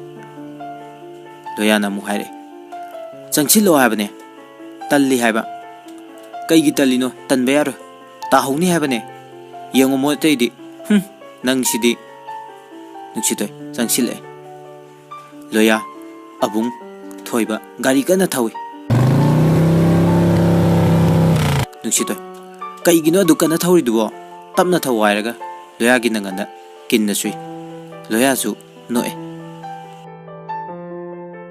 ꯅꯨꯃꯤꯠꯇꯣ ꯀꯣꯏꯕ ꯌꯥꯕ ꯀꯣꯏꯔꯨꯔꯦ ꯂꯥꯡꯕ ꯌꯥꯕ ꯂꯥꯡꯉꯨꯔꯦ ꯍꯜꯂꯛꯑꯦ ꯅꯨꯡꯁꯤꯇꯣꯏꯕꯨ ꯃꯌꯨꯝ ꯐꯥꯎꯕ ꯊꯤꯜꯂꯝꯂꯒ ꯂꯣꯌꯥ ꯃꯌꯨꯝꯗ ꯍꯟꯈ꯭ꯔꯦ ꯃꯁꯤꯒꯤ ꯃꯇꯨꯡꯗ ꯅꯨꯡꯁꯤꯇꯣꯏꯁꯨ ꯑꯦꯛꯖꯥꯝ ꯂꯩꯕꯅꯤꯅ ꯂꯣꯌꯥꯒ ꯄꯥꯎ ꯐꯥꯎꯅꯗ꯭ꯔꯦ ꯑꯦꯛꯖꯥꯝ ꯂꯣꯏꯔꯕ ꯃꯇꯨꯡ ꯅꯣꯡꯃ ꯅꯨꯡꯁꯤꯇꯣꯏ ꯍꯣꯏ ꯃꯃꯥꯟꯅꯕꯤ ꯃꯌꯥꯝ ꯀꯣꯏꯕ ꯆꯠꯂꯤ ꯅꯅꯥꯎ ꯊꯦꯡꯅꯩ ꯅꯅꯥꯎꯅ ꯏꯆꯜꯗ ꯀꯧꯔꯦ ꯏꯆꯜ ꯎꯗꯕ ꯌꯥꯝ ꯀꯨꯏꯔꯦ ꯀꯥꯏ ꯆꯠꯂꯨꯏꯅꯣ ꯋꯥꯍꯩꯗꯤ ꯏꯆꯜꯗ ꯍꯥꯏꯖꯔꯕꯁꯨ ꯅꯅꯥꯎꯗꯤ ꯅꯨꯡꯁꯤꯇꯣꯏꯗ ꯌꯦꯡꯂꯒ ꯍꯥꯏꯔꯛꯄꯅꯤ 이철 ꯀꯣꯏꯕ ꯆꯠꯂꯨꯏꯅꯦ ꯅꯅꯥꯎꯅ ꯑꯃꯨꯛ ꯈꯨꯝꯃꯛꯑꯦ 이철 ꯅꯨꯡꯁꯤꯇꯣꯏꯒꯤ ꯅꯝꯕꯔ ꯑꯝꯇ ꯄꯤꯔꯝꯃꯨꯕ ꯅꯨꯡꯁꯤꯇꯣꯏꯒ ꯃꯍꯦꯁꯀ ꯆꯠꯂꯝꯃꯒꯦꯅ ꯆꯠꯈꯤ ꯃꯣꯏ ꯈꯔ ꯋꯥꯔꯤ ꯁꯥꯟꯅꯔꯒ ꯂꯩꯍꯧꯏ ꯑꯃꯨꯊꯣꯏ ꯅꯅꯥꯎ ꯀꯔꯤ ꯑꯃꯨꯛ ꯋꯥꯠꯂꯤꯒꯦ ꯅꯪꯗꯤ ꯅꯁꯛ ꯅꯇꯧ ꯐꯖꯕꯅꯤꯅ ꯅꯨꯄꯤ ꯋꯥꯠꯇꯗꯥꯏꯅꯦ ꯅꯨꯡꯁꯤꯇꯣꯏꯒꯤ ꯅꯝꯕꯔ ꯑꯃꯨꯛ ꯀꯩꯗꯧꯒꯦ ꯍꯥꯏꯕꯅꯣ ꯍꯥ ꯅꯅꯥꯎ ꯑꯩ ꯃꯉꯣꯟꯗ ꯋꯥ ꯑꯝꯇ ꯆꯝꯊꯣꯛꯆꯒꯦ 이철ꯅ ꯅꯅꯥꯎ ꯃꯇꯝ ꯑꯗꯨ ꯍꯦꯟꯈ꯭ꯔꯦ ꯅꯪꯕꯨꯗꯤ ꯅꯨꯡꯁꯤꯇꯣꯏꯅ ꯌꯥꯝ ꯅꯨꯡꯁꯤꯖꯕꯅꯤ ꯅꯪꯅ ꯑꯗꯨꯛ ꯊꯤꯅ ꯃꯤꯔꯥꯏꯕꯤꯈꯤꯕꯅꯤ ꯑꯩꯈꯣꯏ ꯆꯠꯂꯨꯈꯤꯒꯦ ꯑꯁꯤ ꯍꯥꯏꯔꯒ ꯃꯈꯣꯏꯁꯨ ꯆꯠꯈ꯭ꯔꯦ ꯅꯅꯥꯎ ꯌꯥꯝ ꯅꯤꯡꯉꯝꯗꯅ ꯂꯩꯍꯧꯏ ꯃꯇꯝ ꯈꯔ ꯂꯩꯔꯒ ꯂꯣꯌꯥꯅ ꯅꯨꯡꯁꯤꯇꯣꯏꯗ ꯑꯝꯇ ꯎꯅꯖꯦ ꯍꯥꯏꯔꯛꯏ ꯅꯨꯡꯁꯤꯇꯣꯏꯅ ꯃꯔꯝ ꯂꯩꯇꯅ ꯎꯅꯕꯁꯦ ꯇꯜꯂꯤ ꯍꯥꯏꯔꯦ ꯂꯣꯌꯥ ꯍꯟꯇꯛꯅ ꯂꯣꯏꯔꯦ ꯑꯝꯇ ꯊꯣꯛꯂꯛꯑꯣ ꯍꯥꯏꯔꯝꯃꯤ ꯂꯣꯌꯥ ꯅꯨꯡꯁꯤꯇꯣꯏꯕꯨ ꯉꯥꯏꯗꯨꯅ ꯂꯩꯔꯝꯃꯤ ꯅꯨꯡꯁꯤꯇꯣꯏ ꯃꯃꯥꯟꯅꯕꯤ ꯑꯃꯒ ꯊꯣꯛꯂꯛꯏ ꯂꯣꯌꯥ ꯑꯁꯤꯗ ꯐꯝꯃꯨꯁꯤ ꯂꯥꯛꯑꯣ ꯅꯨꯡꯁꯤꯇꯣꯏ ꯃꯃꯥꯟꯅꯕꯤꯗꯨꯗ ꯉꯥꯏꯍꯥꯛ ꯂꯩꯔꯝꯃꯨ ꯍꯥꯏꯔꯝꯃꯤ ꯃꯈꯣꯏ ꯑꯅꯤꯅ ꯏꯍꯥꯟ ꯍꯥꯟꯅ ꯎꯅꯈꯤꯕ ꯃꯐꯝ ꯑꯗꯨꯗ ꯂꯣꯌꯥꯅ ꯅꯨꯡꯁꯤꯇꯣꯏꯕꯨ ꯄꯨꯗꯨꯅ ꯂꯥꯛꯑꯝꯃꯤ ꯂꯣꯌꯥ ꯃꯐꯝ ꯑꯁꯤ ꯅꯨꯡꯁꯤꯗ꯭ꯔꯥ ꯅꯨꯡꯁꯤꯇꯣꯏꯅ ꯂꯣꯌꯥꯕꯨ ꯊꯋꯥꯏ ꯌꯥꯝꯅ ꯅꯨꯡꯉꯥꯏꯇꯕ ꯃꯑꯣꯡꯗ ꯎꯔꯝꯃꯤ ꯗꯥ ꯅꯪ ꯀꯩꯗꯧꯔꯒꯦ Loya, Nuksitoy, ay ngasidi yam ware. Nafamdagi lamna chatkani khanbada. Wakhalse laitapam khangde. Nuksitoy, Dada, kaygino aibu thadoga chattoiba. Kari maramgino. Loya, ay exam kuidre. Exam gi damak ay hayeng mapanda chatlani. Nuksitoy, wa adu tabada mamittagi mapitana hangle. Kayam kuina mafamduda laiduiba. Loya, chahi ama lairakani. Nuksitoy, nang kapiro kapkanuse. Asi haraga Nuksitoy gi pi adu Loya na tetokpi. Loya gi thamoidadi kapli. Nuksitoy bu matam khara uraroi khalubda. Nuksitoy bu matha nungda chetna konduna kape. Loya, nang ay halaktri fawa phajana leramuko. Ngausinaganuko larikana pau. Nuksitoy, ngausinaroi. Dada, nang na halakpa ay ngairamge. Nangsu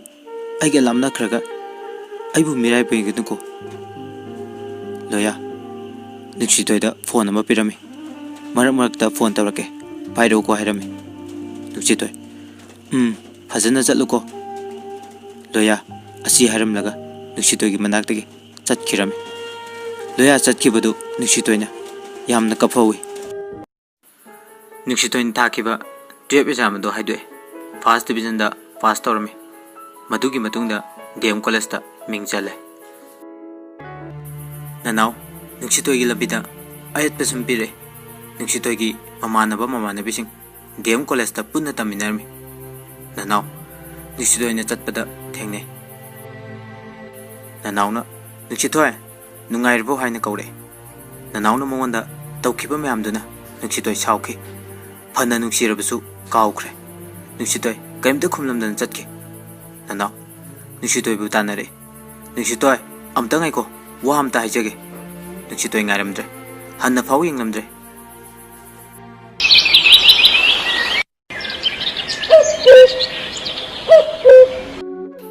Loya gi mama mamong nupigini haiduna cheraupugi firon thile. Imung ani dudi yam nungsinari. Masa ani dusu yam nungsinari. Ibemalna Nuksitoy gi damak phanik firon mayam ama thilami. Ibemal imawdi udena ngasidi laitabro. Jamuna laiye iche ibema amta thoklo. Nuksitoy thokle. Ibemal ichadi yam phajarmedana ukidaba yam koire. Ichana pamgodra pamloidra habidudi ima khangdre. Imana chahi hobusida nangi phi thilakpani. Nuksitoy, thilaktrusu yabasibu asumna wari watai ngak sanarba matung Loya gi mama mayumda hankre. Loya mapalamda chatkibadu tha taruk sukre. Mahangna hek changkhibadagi Nuksitoy da nongbuta fawa phone tor amde. Madugi matung ikhang khangudana nongma. Loya, Nuksitoy nungairibo. Nuksitoy, aigi nungsiba mana inaktagi lamna chatkrabada aina karamna nungaigani. Loya, asing bairo ai tholoro nang yam warbo. Nuksitoy, tholakana asukuiba matamse nongmutasu phone torakte. Aibu kawbi khraboi khallure. Loya, kawbu nate exam gi laikana pabaduda phone torakpa sankidabani. Nuksibigi konjal tadabada aine hena wai. Nang ngasi college chatro? Nuksitoy, chatte mamado fitin bala aminan. Loya, kari thilamino. Nuksitoy, phane ka furit ka. Loya, nang bu pamlabo imana thilamido. Pame. Loya, imado mathanta ichiki amani. Nangsu khara satpiyudana. Aduga aigi kagado wai teitokpiyu. Nuksitoy, hoi hayeng la kaino ma chatlage. Loya, ado nangna chatpado aduda phone tawroko. Nuksitoy, Loya, thenglabani tumlage ado aigi nakta phamulao. Nuksitoy, nang wathi ngangbada yam hairene. Loya, masidi aikoi nuksibigi khonjel tabase hainingai leitena nungai. Nangna aigi nakta lairamlabadi thamoigase ꯄꯦꯟꯖꯔꯝꯒꯗꯕꯅꯤ ꯅꯪꯒꯤ ꯃꯥꯏꯊꯣꯡꯗꯣ ꯉꯁꯤꯗꯤ ꯎꯅꯤꯡꯉꯤ ꯑꯗꯨꯕꯨ ꯎꯕꯗꯤ ꯐꯪꯗ꯭ꯔꯦ ꯅꯨꯡꯁꯤꯇꯣꯏ ꯉꯥꯏꯕꯗ ꯀꯜꯂꯣ ꯅꯣꯡꯃꯗꯤ ꯁꯣꯏꯗꯅ ꯂꯩꯔꯗꯕꯅꯤ ꯅꯪꯒꯤꯅꯤ ꯑꯩꯁꯦ ꯑꯁꯨꯝꯅ ꯋꯥꯔꯤ ꯁꯥꯟꯅꯔꯝꯂꯒ ꯍꯣꯏ ꯐꯔꯦ ꯍꯥꯏꯔꯒ ꯐꯣꯟ ꯑꯗꯨ ꯊꯝꯅꯈ꯭ꯔꯦ ꯃꯊꯪꯒꯤ ꯅꯨꯃꯤꯠꯇ ꯅꯨꯡꯁꯤꯇꯣꯏꯕꯨ ꯅꯅꯥꯎꯅ ꯑꯗꯨꯝ ꯉꯥꯏꯗꯨꯅ ꯂꯩꯔꯝꯃꯤ ꯅꯨꯡꯁꯤꯇꯣꯏꯒ ꯂꯝꯕꯤꯒ ꯊꯣꯛꯂꯛꯄꯗꯨ ꯅꯅꯥꯎꯅ ꯎꯔꯦ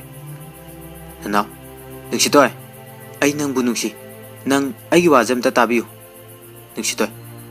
ꯃꯗꯨꯒꯤ ꯃꯇꯝ ꯑꯗꯨ ꯍꯦꯟꯈ꯭ꯔꯦ ꯅꯪꯒꯤꯗꯤ ꯃꯤ ꯋꯥꯠꯇꯗꯥꯏꯅꯦ ꯅꯅꯥꯎ ꯂꯦꯝꯕꯤ ꯅꯨꯡꯁꯤꯇꯣꯏꯁꯦ ꯑꯝꯇ ꯊꯦꯝꯖꯤꯟꯕꯤꯌꯨ ꯂꯦꯝꯕꯤ ꯅꯅꯥꯎ ꯅꯪ ꯄꯥꯎ ꯇꯥꯗ꯭ꯔꯤꯕꯣ ꯅꯨꯡꯁꯤꯇꯣꯏꯁꯦ ꯂꯨꯍꯣꯡꯒꯗꯧꯔꯕꯅꯦ ꯅꯅꯥꯎ ꯋꯥꯗꯨ ꯇꯥꯕꯗ ꯊꯃꯣꯏ ꯀꯥꯏꯈꯤ ꯅꯨꯡꯁꯤꯇꯣꯏꯁꯨ ꯅꯨꯡꯉꯥꯏꯇꯕꯗꯤ ꯄꯣꯛꯏ ꯅꯅꯥꯎꯕꯨ ꯋꯥꯔꯧꯅ ꯌꯦꯡꯖꯩ ꯑꯗꯨꯕꯨ ꯅꯨꯡꯁꯤꯇꯣꯏꯅ ꯃꯥꯒꯤ ꯃꯤꯠꯇꯒꯤ ꯇꯥꯔꯛꯂꯤꯕ ꯄꯤꯗꯨꯗꯤ ꯎꯍꯟꯗꯦ ꯃꯔꯝꯗꯤ ꯃꯥ ꯂꯨꯍꯣꯡꯕꯁꯨ ꯃꯇꯝ ꯂꯦꯞꯅꯗꯨꯅ ꯂꯩꯔꯕꯅꯤ ꯇꯟꯖꯥ ꯑꯗꯨꯗ ꯂꯣꯌꯥ ꯐꯣꯟ ꯇꯧꯔꯛꯏ ꯂꯣꯌꯥ ꯅꯨꯡꯁꯤꯕꯤ ꯀꯣꯂꯦꯖ ꯆꯠꯇ꯭ꯔꯣ ꯑꯩꯅ ꯍꯥꯏꯕꯗꯣ ꯆꯠꯇ꯭ꯔꯕꯣ ꯅꯨꯡꯁꯤꯇꯣꯏ ꯚꯥꯏ ꯊꯕꯛ ꯑꯃ ꯆꯠꯂꯨꯁꯤꯔꯥ ꯂꯦꯝꯕꯤ ꯀꯥꯏꯗꯅꯣ ꯅꯨꯡꯁꯤꯇꯣꯏ ꯆꯠꯂꯨꯁꯤ ꯗꯗꯥ ꯆꯠꯂꯨꯔꯒꯦ ꯂꯣꯌꯥ ꯍꯣꯏ ꯐꯔꯦ ꯆꯠꯂꯨꯔꯣ ꯌꯨꯝ ꯌꯧꯔꯀꯥꯟꯗ ꯐꯣꯟ ꯇꯧꯔꯛꯎꯀꯣ ꯑꯩ ꯊꯝꯂꯒꯦ ꯅꯨꯡꯁꯤꯇꯣꯏ ꯗꯗꯥ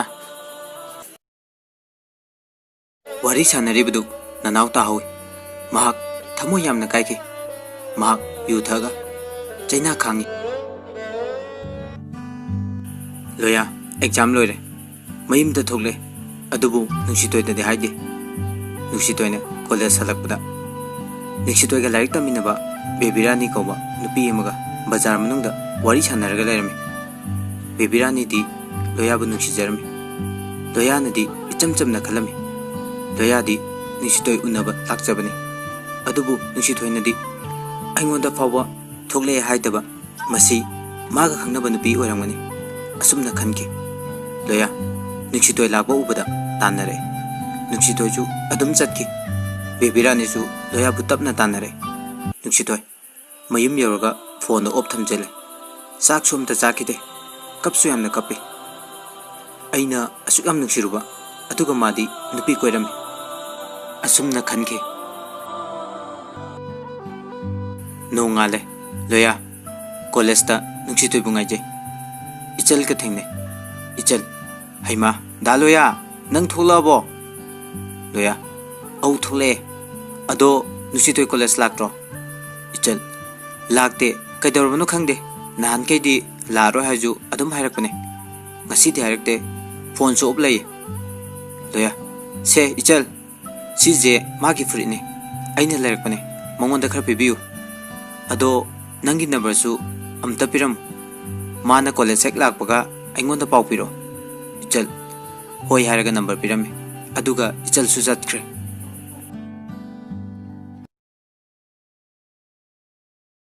ꯅꯨꯡꯁꯤꯇꯣꯏ ꯀꯣꯂꯦꯖ ꯆꯠꯇꯕ ꯅꯨꯃꯤꯠ 5ꯅꯤ ꯁꯨꯔꯦ ꯆꯥꯛꯁꯨ ꯑꯃꯠꯇ ꯆꯥꯗꯦ ꯃꯥꯒꯤ ꯀꯥꯗꯒꯤ ꯃꯄꯥꯜ ꯁꯨꯡꯊꯣꯛ ꯊꯣꯛꯇꯦ ꯀꯩꯗꯧꯔꯒꯦ ꯍꯥꯏꯕꯁꯨ ꯈꯨꯝꯗꯦ ꯖꯃꯨꯅꯥꯅ ꯏꯕꯦꯝꯃꯜꯗ ꯐꯣꯟ ꯇꯧꯔꯦ ꯏꯆꯦ ꯋꯥ ꯑꯝꯇ ꯏꯕꯦꯝꯃꯜ ꯅꯪꯅ ꯍꯥꯏꯅꯤꯡꯂꯤꯗꯣ ꯀꯔꯤꯅꯣ ꯍꯥꯏꯔꯛꯎꯅꯦ ꯑꯩ ꯂꯥꯟꯅ ꯀꯩꯁꯨ ꯈꯜꯂꯣꯏ ꯖꯃꯨꯅꯥ ꯅꯃꯧ ꯅꯨꯄꯤꯗꯣ ꯀꯣꯂꯦꯖꯁꯨ ꯆꯠꯇꯦ ꯅꯨꯃꯤꯠ 4-5ꯅꯤ ꯁꯨꯔꯦ ꯆꯥꯛ ꯑꯝꯇ ꯆꯥꯗꯦ ꯃꯪꯂꯒ ꯑꯗꯨꯝ ꯂꯩ ꯏꯕꯦꯝꯃꯜ ꯀꯩꯅꯣꯅꯦ ꯍꯥꯏꯔꯤꯁꯤꯕꯣ ꯑꯩꯒꯤ ꯏꯃꯧꯕꯣ ꯗꯣꯛꯇꯔꯗꯗꯤ ꯑꯝꯇ ꯄꯨꯗ꯭ꯔꯣ ꯑꯩ ꯍꯧꯖꯤꯛꯃꯛ ꯂꯥꯛꯀꯦ ꯑꯩ ꯐꯣꯟ ꯊꯝꯃꯦꯀꯣ ꯃꯁꯤ ꯍꯥꯏꯔꯝꯃꯒ ꯀꯧꯔꯛꯑꯦ ꯃꯆꯥꯕꯨ ꯏꯕꯨꯡꯉꯣ ꯏꯕꯨꯡꯉꯣ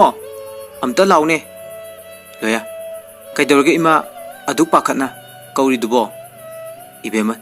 ꯅꯨꯡꯁꯤꯇꯣꯏꯗꯣ ꯅꯥꯔꯒ ꯂꯩꯔꯤꯌꯦ ꯆꯥꯛ ꯑꯝꯇ ꯆꯥꯗꯦ ꯅꯪ ꯄꯥꯎ ꯐꯥꯎꯅꯗ꯭ꯔꯣ ꯂꯣꯌꯥ ꯃꯥꯒꯤ ꯐꯣꯟꯗꯤ ꯑꯣꯞ ꯇꯧꯈꯤꯕ ꯀꯨꯏꯔꯦ ꯄꯥꯎ ꯐꯥꯎꯅꯗꯦ ꯏꯕꯦꯝꯃ ꯂꯣꯏꯁꯤꯜꯂꯨ ꯏꯕꯥꯅꯤ ꯆꯠꯂꯨꯁꯤ ꯂꯣꯌꯥ ꯍꯣꯏ ꯏꯃꯥ ꯂꯝꯕꯤꯗ ꯂꯥꯛꯄꯗ ꯏꯆꯜꯗ ꯐꯣꯟ ꯇꯧꯏ ꯏꯆꯜ ꯅꯨꯡꯁꯤꯇꯣꯏꯗꯣ ꯀꯟꯅ ꯅꯥꯏ ꯍꯥꯏ ꯑꯩ ꯂꯥꯛꯀꯅꯤ ꯅꯪꯁꯨ ꯂꯩꯔꯝꯃꯨ ꯏꯆꯜ ꯍꯣꯏ ꯍꯣꯏ ꯑꯩ ꯂꯣꯏꯁꯤꯟꯈꯤꯒꯦ ꯂꯣꯌꯥ ꯃꯃꯥ ꯃꯆꯥ ꯅꯨꯡꯁꯤꯇꯣꯏ ꯍꯣꯏꯒꯤ ꯃꯌꯨꯝ ꯌꯧꯔꯦ ꯏꯕꯦꯝꯃꯜꯗꯤ ꯁꯠ ꯆꯪꯉꯤ ꯂꯣꯌꯥꯗꯤ ꯏꯀꯥꯏꯗꯅ ꯂꯦꯞꯄꯒ ꯂꯩ ꯖꯃꯨꯅꯥꯅ ꯁꯤꯅ ꯏꯆꯥꯅꯨꯄꯥꯔꯥ ꯂꯣꯌꯥ ꯃꯥꯅꯤ ꯏꯃꯥ ꯑꯩ ꯈꯨꯔꯨꯝꯖꯔꯤ Jamuna, yare yare. Chango chango. Mungda mamanabi amaga lehobani. Loya change. Loya changakpaduda ichalna Nuksitoida hangami. Kaigino nangna college laktridi aduga chak chadrino dangarige. Nuksitoi kaisu khumde. Ibemal ichabu hakchang khara nungairabo. Nuksitoi hoi nungaire ima. Imadi kanaga lake. Ibemal icha nupa loya kalai. Nuksitoi wadu tabda phuk hogule. Man hogulakda loya do mamangda lepaga lerame. Loya hakchang khara ngamlaba hange. Nuksitoi wadu tabda mapi sum tare. Wade madangangde. Ichalna mama hoida mapal thoona tapna haire. Ichalga Nuksitoiga loya ga makoi ahum kaktama lerame. Nuksitoi mamitagi mapi tana tana. Nang mafam sida kada walaino. Nang aigi kanano. Wahang adu hanglaga Nuksitoi yamna kappe. Loya Nuksitoi nang kaidorage. Nang na ingonda hangliba wahang adugi maram leramgani. Hairo. Nuksitoi aidi lawai thawai dege horakpini. Aibu nuksibinaba kanasu leite malem sida. Nang na pamjaba nupido lauduna nang luhongkro. Aigi mangda nangi saktamdo amuhana utlanu. Ai yam waye wasingdo haramlaga Nuksitoi wan thakre. Nuksitoibu loyana hospital pukatlami. Loyasu yam kaplami. Ichaldi loya ki matawadu uhawi. Loya mayimda hankre. Loya ichanda phone tawre. Ichal nang aigi mateng amta pangbiyo. Man hairi dugi maram amadi laifam thoi. Nang nakara khangtokpiro. Adubu aidi magi damak mapoksi gi lepkhrabani. Man haibu mirayadi ai punchigi yum palo habase mangonda khara tambiyo. Aigi punchi मा याउदन हिंग ngamo मागी नुसिबा लेरसु लुहोंकरो हायो मागी लुहोंग नुमिता आइगी अरोइबने हाबसे सिमसु तंबियो इचल दालोया नंग अदुमाय हाइन नुक्सितोइने नंगबु याम नुक्सिबनि मरमदो आई हंगखिगे वारौबो अमदि लेरमदौ माले लोया फरे आई phone थमलगे लोया दो नुक्सितोइगी मनाक चतलुबा नुमितगी Yumde mapal suntok tokidre. Loya gi mamanabasing loya bu thole tabada loya gi mayumda loina lami. Adubu loya na angawa magum lerambaduda makhoi hungangai. Abung loya nang kaidorage. Loya noi lairo famulao. Abung nang thole tabada koiba chatlusi haina laini. Aduga nang na tawrisi kainoba. Noi exam do Thama Muladi, Haidokani hai. Nangbu Nasangam Drabo, Natraga, exam Nungam Dabra. Me Mazadi, IAS Kado, or a donine, ko, I could me oil dre, Ima Iba Patabanina. Loya, I can suit dear, Pamulao se. Noba Asuku Matam se, Nanga Walo Traga, Masina Kagi Walo Liba. Loya, Magi Warisindo, Little Abung. Nuksitoidi hospital dagi puthakrabo. Loya putharaktri. Abung adugi damakta matha charunje ai tauge. Nanausu nuksitoi nara lai haibaduda ichalda hanglei. Ichalna wari pumali thoi. Aduga ichalna mu bebirani dang.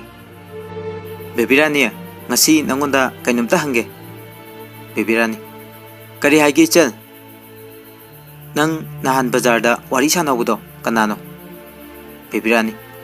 aiga khangnabane masak phajadro ichal hairei. Ichal phajaye kayam kuirege khangnaba. Bebirani kuire chahi ama phare haijile. Ichal yum hek hanbaga loya da phone tawre. Loya su mamanaba mayam gale. Loya na phone ado law thadoe. Mayam su loina tarami. Daloya nuksitoine sauribe maramdi Daloya na tholakpada Nuksitoida kemta haikte hai. Aduga mana college salakpada Bebirani ga unarga leramba. Nuksitoina nangi ni haina singnaba aduga nangna nupi atopa koiba magi thamoi kayam waramgani. Ai nangonda ju amona phone tawroi Loya, ichal, adudi langani. Bebirani ga iga khangnai haibadi kanana haire. Ai numito nuksitoi ngaraga laibani. Bebirani na korkpaduda chamna wari sanabani. Ichal, lotu na zukanaro. Minam na childuna lot kano. Nuksitoi gi asiba haksangdo namit pen yengula. Nuksitoi na nangbu kayam nuksije. Bebirani na wari pumba lira abani. Nanga maga khangnaba yam kuide hai. Loya, ichal, nangna adumaina hairadi fare. Karisu laitana mana aigi thawai oiribi nuksitoi ga kainabadi ai ngamoi aduna nuksitoi ga nanga tholo ai lawba lake bebiradi ngi manakta chaluje wari pumba fajana sanaje ai nuksitoi kaina doi saru sijaki ichal nuksitoi di hogot papa ngamdana kamaina chatkani o fare adudi nang namanabi amaga lao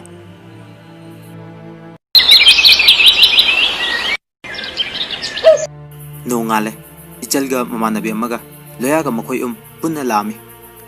Loya, bebirani bu lambi da thale, ichal su gari dege kumle. Loya, bebirani, nanga iga karma matamda, karma numita, koina kibage. Bebirani, nangna koidrasu, aidi nang bu koiri, ai nang bu yam nuksi. Loya, sauduna, bebirani da, yam tina ngangi. Nangna maram oiraga, aigi nuksi bagi fibam. Kari ori khangbra matungda nang aingonda kawrakan masi hairamaga loya sauna chatki masigi matungda ichalna nuksitoida wari pumbali thoe adubu nuksitoi gi thamoidi jingnabade adum poi nuksitoi ju masa khara fabadagi college chale lambida loya ngai duna lerami loya nuksitoi ai thilamage lao nuksitoi yarni ai adum chachagi Loya, sauraga, gari degi kumthare, aduga nuksitoi gi khudang pairaga chingchile. Moyani, wari mata sanade, nan kai di wari adum sane. Loya na nang college fau thinbini hairaga, mayum lomda gari do thaujile. Nuksitoi, kaino da nang na chatliba lambi jibo. Loya, yumda. Nuksitoi, ai college sataba yaro, ai exam ko idre. Loya, sauraga haire. Ai na lubra, exam na lubra. Mayum yaure loya na changlo wana gari jam da ai thaujalu ki ge nuksitoi do changde lepagale loya gi mama su laite masai loya da khara thenga kani oja singi meeting lai hairami numito loya na thakiba exam do haidom ma mai pakle aduna nuksitoi makoi ani saunarga sum laibani na saunaringe da chelage khanduna purakpani nuksitoi do imung da changan kre thong do khitang asilamaga change Loya, hamna mu ai firol hongdok lugi ke. Loya gi phone dusu nuksitoi gi manakta laiba table du da thamlami. Nuksitoi phamna gale Loya gi phone do abungna phone tore. Loya ka de gi thole. Aduga phone tore do kananom ta yengu nuksitoi. Nuksitoi da bung ne. Loya kari haino amta hangun nuksitoi. Nuksitoi phone ado pai khale. Abung Loya nang IAS oidore pau jai tab dangai nuksitoi aya asing bro abung kanano phone pai sina nuksitoi magi nupi ne abung o nuksitoi natte nuksitoi haidi kanano haijele abung loya gi nupi di nuksitoi ne nangna karom dagi paisilai no loya thokle kari haino nuksitoi se wari sanajar loya bye kaidorage abung nang IAS khale loya adugi oire ai pau nga sain tare ore nungdang di injang hobo ma chaje moi loina pau pui ko nang suni ko ado ai phone thamage abung ngai ko nupi do kanano as luoire he ai kana ko ge nuksitoi ne ai phone thame ko nuksitoi da ai chalage ai class awo phangdaba tare loya ngasigi oina college suti thare aina chatpa yaroi nuksitoi mamadi laibu dena kai chatki ge loya oja mayam meeting lai khara thenga kani na hairame loya nuksitoi gi manakta changchin duna phame nuksitoi hogale loya na nuksitoi gi kudang do pairaga chingchele phamwaina nuksitoi na खुद से थादोसे लोया ꯑꯩꯒꯤ ꯅꯨꯄꯤꯒꯤ ꯈꯨꯗꯥꯡ ꯄꯥꯏꯕ ꯐꯥꯎꯕ ꯌꯥꯗ꯭ꯔꯕ ꯍꯥꯏꯁꯦ ꯅꯨꯡꯁꯤꯇꯣꯏ ꯑꯗꯣ ꯍꯧꯖꯤꯛ ꯐꯥꯎꯒꯤꯗꯤ ꯑꯣꯏꯗ꯭ꯔꯤꯗꯅ ꯂꯣꯌꯥ ꯀꯨꯏꯔꯦ ꯑꯣꯏꯈꯤꯕ ꯑꯩꯈꯣꯏ ꯏꯃꯥꯅ ꯅꯪꯕꯨ ꯃꯃꯧ ꯑꯣꯏꯖꯒꯦ ꯍꯥꯏꯈꯤꯕ ꯅꯨꯃꯤꯠꯇꯒꯤ ꯅꯪꯁꯦ ꯑꯩꯒꯤ ꯑꯣꯏꯈ꯭ꯔꯕꯅꯤ ꯅꯨꯡꯁꯤꯇꯣꯏ ꯗꯥ ꯈꯨꯠꯁꯦ ꯊꯥꯗꯣꯛꯁꯦ IAS ꯑꯣꯐꯤꯁꯥꯔ ꯑꯃꯅ ꯑꯗꯨꯝꯅ ꯇꯧꯕꯗꯤ ꯂꯦꯝꯗꯦ ꯂꯣꯌꯥ IAS ꯑꯣꯏꯔꯗꯤ ꯃꯥꯒꯤ ꯅꯨꯄꯤꯒꯤ ꯈꯨꯗꯥꯡ ꯄꯥꯏꯕ ꯌꯥꯗꯕ꯭ꯔꯥ ꯍꯥꯏꯁꯦ ꯅꯨꯡꯁꯤꯇꯣꯏ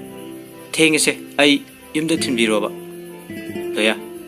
ꯉꯁꯤꯒꯤ ꯑꯣꯏꯅꯗꯤ ꯅꯪ ꯌꯨꯝꯗ ꯍꯟꯕ ꯌꯥꯔꯔꯣꯏ ꯅꯪ ꯑꯩꯅ ꯆꯦꯜꯂꯕꯅꯤ ꯅꯨꯡꯁꯤꯇꯣꯏ ꯑꯩ ꯉꯝꯂꯣꯏ ꯑꯩꯈꯣꯏ ꯑꯅꯤ ꯍꯥꯏꯅ ꯁꯤꯡꯅꯗꯨꯅ ꯂꯩꯔꯕꯁꯤꯗ ꯑꯃꯨꯛ ꯆꯦꯟꯁꯤꯜꯂꯗꯤ ꯏꯃꯨꯡ ꯏꯔꯥꯡ ꯊꯣꯛꯑꯒꯗꯤ ꯂꯣꯌꯥ ꯊꯣꯛꯅꯤꯡꯕ ꯏꯔꯥꯡ ꯊꯣꯛꯁꯅꯨ ꯑꯩ ꯄꯨꯝꯅꯃꯛ ꯊꯦꯡꯅꯒꯦ ꯑꯗꯨꯕꯨ ꯉꯁꯤꯗꯤ ꯆꯦꯟꯗꯕ ꯁꯨꯡꯌꯥ ꯌꯥꯔꯣꯏ ꯃꯣꯏ ꯑꯅꯤ ꯋꯥꯔꯤ ꯁꯥꯟꯅꯔꯤꯉꯩ ꯂꯣꯌꯥꯒꯤ ꯃꯃꯥꯟꯅꯕꯁꯤꯡ ꯂꯥꯛꯑꯦ ꯃꯄꯥꯟꯗꯒꯤ ꯀꯧꯔꯦ ꯂꯣꯌꯥ ꯑꯩꯈꯣꯏ ꯂꯥꯛꯑꯦ ꯑꯝꯇ ꯊꯣꯛꯂꯣ ꯂꯣꯌꯥ ꯅꯨꯡꯁꯤꯇꯣꯏꯗ ꯆꯠꯂꯣ ꯑꯩ ꯀꯥꯗ ꯂꯩꯔꯝꯃꯣ ꯅꯨꯡꯁꯤꯇꯣꯏ ꯀꯞꯄꯦ ꯅꯪ ꯌꯥꯝ ꯐꯠꯇꯦ ꯑꯩꯅ ꯅꯨꯄꯥ ꯑꯇꯣꯞꯄ ꯀꯣꯏꯕ ꯑꯣꯏꯔꯗꯤ ꯅꯪꯅ ꯇꯥ ꯆꯦꯟꯖꯜꯂꯤꯁꯦ ꯌꯥꯏ ꯑꯗꯨꯁꯨ ꯅꯠꯇꯦ ꯅꯪꯅ ꯅꯤꯡꯕ ꯈꯛꯇꯃꯛ ꯊꯨꯡꯅꯕ ꯍꯣꯠꯅꯩ ꯂꯣꯌꯥ ꯑꯩ ꯅꯪꯕꯨ ꯅꯨꯡꯁꯤꯌꯦ ꯅꯪꯕꯨ ꯅꯨꯡꯁꯤꯕꯅ ꯍꯦꯃꯟꯕꯩꯅꯤ ꯑꯩꯅ ꯉꯁꯤ ꯌꯨꯝꯗ ꯄꯨꯔꯛꯂꯤꯁꯦ ꯆꯠꯂꯣ ꯑꯩꯒꯤ ꯀꯥꯗ ꯂꯥꯛꯏꯕ ꯃꯌꯥꯝꯁꯦ ꯆꯣꯡꯂꯝ ꯆꯥꯗꯕ ꯌꯥꯎꯏ ꯅꯨꯡꯁꯤꯇꯣꯏ ꯆꯪꯈꯤ ꯂꯣꯌꯥ ꯃꯄꯥꯟꯗ ꯊꯣꯛꯂꯛꯑꯦ ꯃꯈꯣꯏꯕꯨ ꯀꯧꯁꯤꯜꯂꯤ ꯃꯃꯥꯟꯅꯕꯁꯤꯡꯗꯨꯅ IAS ꯈꯜꯂꯕꯅꯤꯅ ꯀꯣꯏꯕ ꯆꯠꯂꯨꯖꯦ ꯉꯁꯤꯗꯤ ꯑꯗꯨꯒ ꯅꯪ ꯀꯩꯅꯣꯝꯒꯁꯨ ꯀꯣꯡꯒꯗꯕꯅꯤ ꯂꯣꯌꯥ ꯉꯁꯤꯗꯤ ꯐꯔꯛ ꯇꯥꯔꯅꯤ ꯀꯣꯟ ꯑꯣꯏꯅ ꯆꯠꯁꯦ ꯉꯧꯕ IAS ꯐꯪꯂꯕꯅꯤꯅ ꯍꯧꯖꯤꯛꯇꯤ ꯑꯩꯈꯣꯏꯒꯤ ꯋꯥꯒ ꯇꯥꯕꯤꯗ꯭ꯔꯦꯀꯣ ꯂꯣꯌꯥ ꯑꯗꯨꯏ ꯅꯠꯇꯦ ꯃꯇꯨꯡꯗ ꯍꯥꯏꯔꯛꯄꯗ ꯁꯣꯏꯗꯅ ꯆꯠꯁꯦ ꯉꯁꯤꯗꯤ ꯐꯔꯛ ꯑꯃ ꯇꯥꯔꯦꯕ ꯂꯣꯌꯥ ꯑꯕꯨꯡꯕꯨ ꯀꯧꯁꯤꯜꯂꯤ ꯑꯗꯨꯒ ꯇꯨꯃꯤꯟꯅ ꯍꯥꯏꯔꯦ ꯑꯕꯨꯡꯗ ꯑꯩ ꯉꯁꯤꯗꯤ ꯅꯨꯄꯤ ꯆꯦꯜꯂꯦꯕ ꯑꯕꯨꯡ ꯀꯅꯥꯅꯣ ꯍꯥꯏꯁꯦ 와도 아붕 마탄다 ꯈꯪꯕꯅꯤ ꯑꯇꯩꯗꯤ ꯈꯪꯗꯦ ꯑꯇꯩꯗꯨꯅ ꯀꯔꯤꯅꯣ ꯑꯅꯤꯁꯤꯅ ꯆꯤꯔꯣꯜꯒ ꯇꯧꯅꯔꯤꯁꯤꯅ ꯊꯣꯏ ꯅꯣꯏꯅ ꯈꯪꯗꯕ ꯀꯥꯁ ꯑꯃ ꯂꯩ ꯇꯧꯔꯤꯅꯤ ꯉꯁꯤ ꯃꯤ ꯁꯤꯟꯅꯕ ꯌꯥꯎꯕ꯭ꯔꯥ ꯈꯪꯄꯣꯠꯇꯦ ꯂꯣꯌꯥ ꯃꯥꯒꯤ ꯀꯥꯗ ꯆꯪꯈꯤ ꯃꯈꯣꯏ ꯍꯨꯝ ꯆꯪꯂꯣ ꯍꯥꯏꯔꯝꯃꯤ ꯉꯧꯕꯅ ꯈꯗꯔꯛ ꯇꯧꯔꯒ ꯀꯣꯟꯅ ꯑꯃꯨꯛ ꯄꯨꯜꯂꯁꯦ ꯍꯥꯏꯔꯝꯃꯤ ꯑꯗꯨꯒ ꯊꯣꯏ ꯉꯧꯕ ꯂꯣꯌꯥꯅ ꯆꯪꯉꯛꯄꯗ ꯅꯨꯡꯁꯤꯊꯣꯏ ꯀꯞꯇꯨꯅ ꯂꯩꯔꯝꯃꯤ ꯑꯕꯨꯡ ꯊꯣꯏ ꯍꯣꯏꯁꯨ ꯆꯪꯉꯛꯑꯦ ꯊꯣꯏ ꯅꯨꯡꯁꯤꯊꯣꯏ ꯀꯩꯅꯣ ꯅꯣꯛꯀꯗꯕꯗ ꯀꯞꯄꯤꯗꯤ ꯂꯣꯌꯥ ꯍꯪꯉꯨꯔꯅꯨ ꯀꯨꯃꯥꯔꯣꯏ ꯏꯀꯥꯏꯕꯩꯅꯤ ꯑꯕꯨꯡ ꯅꯨꯡꯁꯤꯊꯣꯏ ꯅꯪ ꯅꯁꯥꯅ ꯌꯥꯏ ꯍꯥꯏꯕꯗꯤ ꯈꯨꯝꯃꯨꯀꯣ ꯂꯣꯌꯥ ꯚꯥꯏ ꯍꯣꯔꯦꯟ ꯅꯨꯡꯗꯥꯡꯗꯤ ꯀꯔꯤ ꯏꯟꯁꯥꯡ ꯆꯥꯁꯤꯒꯦ ꯑꯕꯨꯡ ꯀꯔꯤ ꯆꯥꯅꯤꯒꯦ ꯑꯅꯤ ꯊꯣꯛꯅ ꯅꯨꯡꯉꯥꯏꯕ ꯅꯨꯃꯤꯠꯁꯤꯗꯕꯣ ꯑꯅꯤ ꯊꯣꯛꯅ ꯆꯥꯒꯗꯕꯅꯤ ꯂꯣꯌꯥ ꯊꯣꯏ ꯅꯪ ꯉꯥꯒ ꯌꯦꯟꯒ ꯂꯩꯔꯨꯆꯣ ꯊꯣꯏ ꯌꯥꯝ ꯉꯜꯂꯤꯍꯦ ꯉꯥꯏꯍꯥꯛ ꯂꯩꯔ ꯆꯠꯀꯦ ꯏꯕꯦꯝꯃꯜꯁꯨ ꯍꯜꯂꯛꯑꯦ ꯄꯥꯎꯁꯤꯡꯗꯨ ꯇꯥꯕꯗ ꯑꯁꯨꯛꯀꯤ ꯃꯇꯤꯛ ꯍꯔꯥꯎꯔꯝꯃꯤ ꯏꯕꯦꯝꯃꯜꯅ ꯃꯃꯧ ꯅꯨꯄꯤꯅ ꯍꯣꯡꯗꯣꯛꯅꯕ ꯐꯤꯔꯣꯜ ꯄꯤꯔꯝꯃꯤ ꯅꯨꯡꯁꯤꯊꯣꯏ ꯐꯤꯔꯣꯜ ꯑꯗꯨ ꯍꯣꯡꯗꯣꯛꯂꯒ ꯀꯤꯆꯟꯗ ꯆꯥꯛ ꯊꯣꯡꯂꯒ ꯂꯩ ꯂꯣꯌꯥ ꯉꯥ ꯂꯩꯔꯨꯕ ꯍꯜꯂꯒ ꯉꯧꯕꯒ ꯉꯥ ꯁꯦꯝꯃꯤꯟꯅꯩ ꯉꯧꯕꯅ ꯑꯃꯗꯣ ꯃꯊꯟꯗ ꯂꯩꯕ ꯅꯨꯡꯉꯥꯏꯔꯝꯃꯣꯏ ꯀꯞꯂꯝꯗꯅ ꯀꯔꯤ ꯑꯋꯥꯠ ꯑꯄꯥ ꯍꯪꯕꯤꯔꯨꯆꯣꯅ ꯊꯥꯖꯤꯜꯂꯛꯑꯦ ꯂꯣꯌꯥ ꯃꯥꯒꯤ ꯀꯥꯗ ꯍꯥꯟꯅ ꯆꯪꯂꯛꯑꯦ ꯂꯩꯔꯝꯗꯕꯗꯨꯗ ꯀꯤꯆꯟꯗ ꯑꯃꯨꯛ ꯆꯪꯉꯛꯑꯦ ꯅꯨꯡꯁꯤꯊꯣꯏ ꯐꯤꯔꯣꯜ ꯍꯣꯡꯗꯣꯛꯑꯒ ꯆꯥꯛ ꯊꯣꯡꯂꯒ ꯂꯩꯔꯝꯕꯗꯨ ꯂꯣꯌꯥꯅ ꯇꯞꯅ ꯆꯪꯁꯤꯟꯗꯨꯅ ꯍꯥꯏꯔꯦ ꯌꯥꯝ ꯐꯖꯩꯀꯣ ꯅꯨꯡꯁꯤꯊꯣꯏ ꯈꯪꯕꯣꯏ ꯂꯥꯛꯄꯣꯏ ꯂꯥꯎꯔꯛꯑꯦ 이뱀은 पाखꯠꯃꯟꯗꯅ ꯆꯪꯁꯤꯜꯂꯦ ꯃꯃꯧꯒ ꯃꯆꯥꯅꯨꯄꯥꯒ ꯋꯥꯔꯤ ꯁꯥꯟꯅꯔꯝꯕꯗꯨꯗ ꯅꯣꯛꯑꯒ ꯇꯞꯅ ꯊꯣꯛꯂꯛꯑꯦ ꯅꯨꯡꯁꯤꯊꯣꯏ ꯀꯩ ꯆꯥꯒꯦꯅ ꯉꯥꯎꯁꯤꯟꯅꯩꯅꯣ ꯍꯧꯖꯤꯛꯇꯤ ꯆꯣꯞꯄꯕꯅꯤꯅ ꯐꯔꯝꯃꯅꯤ ꯂꯣꯌꯥ ꯅꯣꯛꯑꯦ ꯑꯗꯨꯒ ꯑꯩꯈꯣꯏꯗꯤ ꯏꯀꯥꯏꯕꯤꯗꯦ ꯅꯪꯁꯦ ꯉꯁꯤꯗꯤ ꯌꯥꯝ ꯐꯖꯩ ꯌꯦꯡꯂꯤꯉꯩ ꯄꯦꯟꯕ ꯅꯥꯏꯗ꯭ꯔꯦ ꯑꯗꯨꯝ ꯌꯦꯡꯉꯒ ꯂꯩꯅꯤꯡꯉꯤ ꯅꯨꯃꯤꯠ ꯈꯨꯗꯤꯡꯒꯤ ꯑꯩꯒꯤ ꯅꯥꯛꯇ ꯂꯩꯒꯗꯕꯁꯨ ꯀꯨꯏꯔꯔꯣꯏꯀꯣ ꯑꯁꯤ ꯍꯥꯏꯔꯒ ꯅꯨꯡꯁꯤꯊꯣꯏꯗ ꯅꯣꯛꯁꯤꯜꯂꯛꯑꯦ ꯅꯨꯡꯁꯤꯊꯣꯏ ꯅꯣꯛꯄꯤꯒ ꯇꯧꯔꯤꯌꯦ ꯆꯥꯛ ꯑꯝꯇ ꯊꯣꯡꯖꯔꯣꯏ ꯃꯤ 이까이간지다 ꯂꯣꯌꯥ ꯅꯪꯅ ꯊꯣꯡꯗ꯭ꯔꯗꯤ ꯑꯩꯅ ꯊꯣꯡꯉꯨ ꯍꯥꯏꯔꯣ ꯐꯔꯦ ꯊꯣꯡꯍꯧꯔꯣ ꯑꯩ ꯊꯣꯛꯈ꯭ꯔꯒꯦ ꯆꯥꯛꯇꯣ ꯐꯖꯅ ꯊꯣꯡꯉꯨꯀꯣ ꯑꯁꯤ ꯍꯥꯏꯔꯒ ꯃꯈꯖꯥꯏꯗ ꯆꯤꯛꯑꯝꯃꯤ ꯅꯨꯡꯁꯤꯇꯣꯏ ꯅꯥꯏꯅꯦ ꯉꯥꯎꯔꯕꯣ ꯁꯤ ꯍꯥꯏꯔꯒ ꯂꯩꯍꯧꯏ ꯆꯥꯛ ꯂꯣꯏꯔꯦ ꯂꯣꯌꯥ ꯃꯃꯥꯟꯅꯕꯁꯤꯡꯒ ꯆꯥꯛ ꯆꯥꯃꯤꯟꯅꯩ ꯃꯃꯥꯟꯅꯕꯁꯤꯡꯁꯨ ꯆꯥꯛ ꯆꯥꯕ ꯂꯣꯏꯔꯕ ꯃꯇꯨꯡ ꯃꯌꯨꯝꯗ ꯍꯟꯅꯈ꯭ꯔꯦ ꯂꯣꯌꯥꯁꯨ ꯇꯨꯝꯕ ꯆꯪꯉꯦ ꯅꯨꯡꯁꯤꯇꯣꯏ ꯇꯨꯝꯗꯨꯅ ꯂꯩꯔꯝꯕ ꯃꯇꯧ ꯑꯗꯨ ꯎꯕꯗ ꯃꯃꯤꯠ ꯄꯦꯟꯅ ꯌꯦꯡꯖꯩ ꯃꯊꯃꯣꯏꯗ ꯇꯨꯃꯤꯟꯅ ꯍꯥꯏꯖꯩ ꯅꯨꯡꯁꯤꯇꯣꯏ ꯅꯪ ꯑꯩꯒꯤ ꯅꯥꯛꯇꯒꯤ ꯂꯥꯞꯊꯣꯛꯀꯦ ꯈꯟꯒꯅꯨꯀꯣ ꯏꯅꯥꯛꯇꯒꯤ ꯂꯥꯞꯊꯣꯛꯀꯅꯨ ꯍꯥꯏꯅ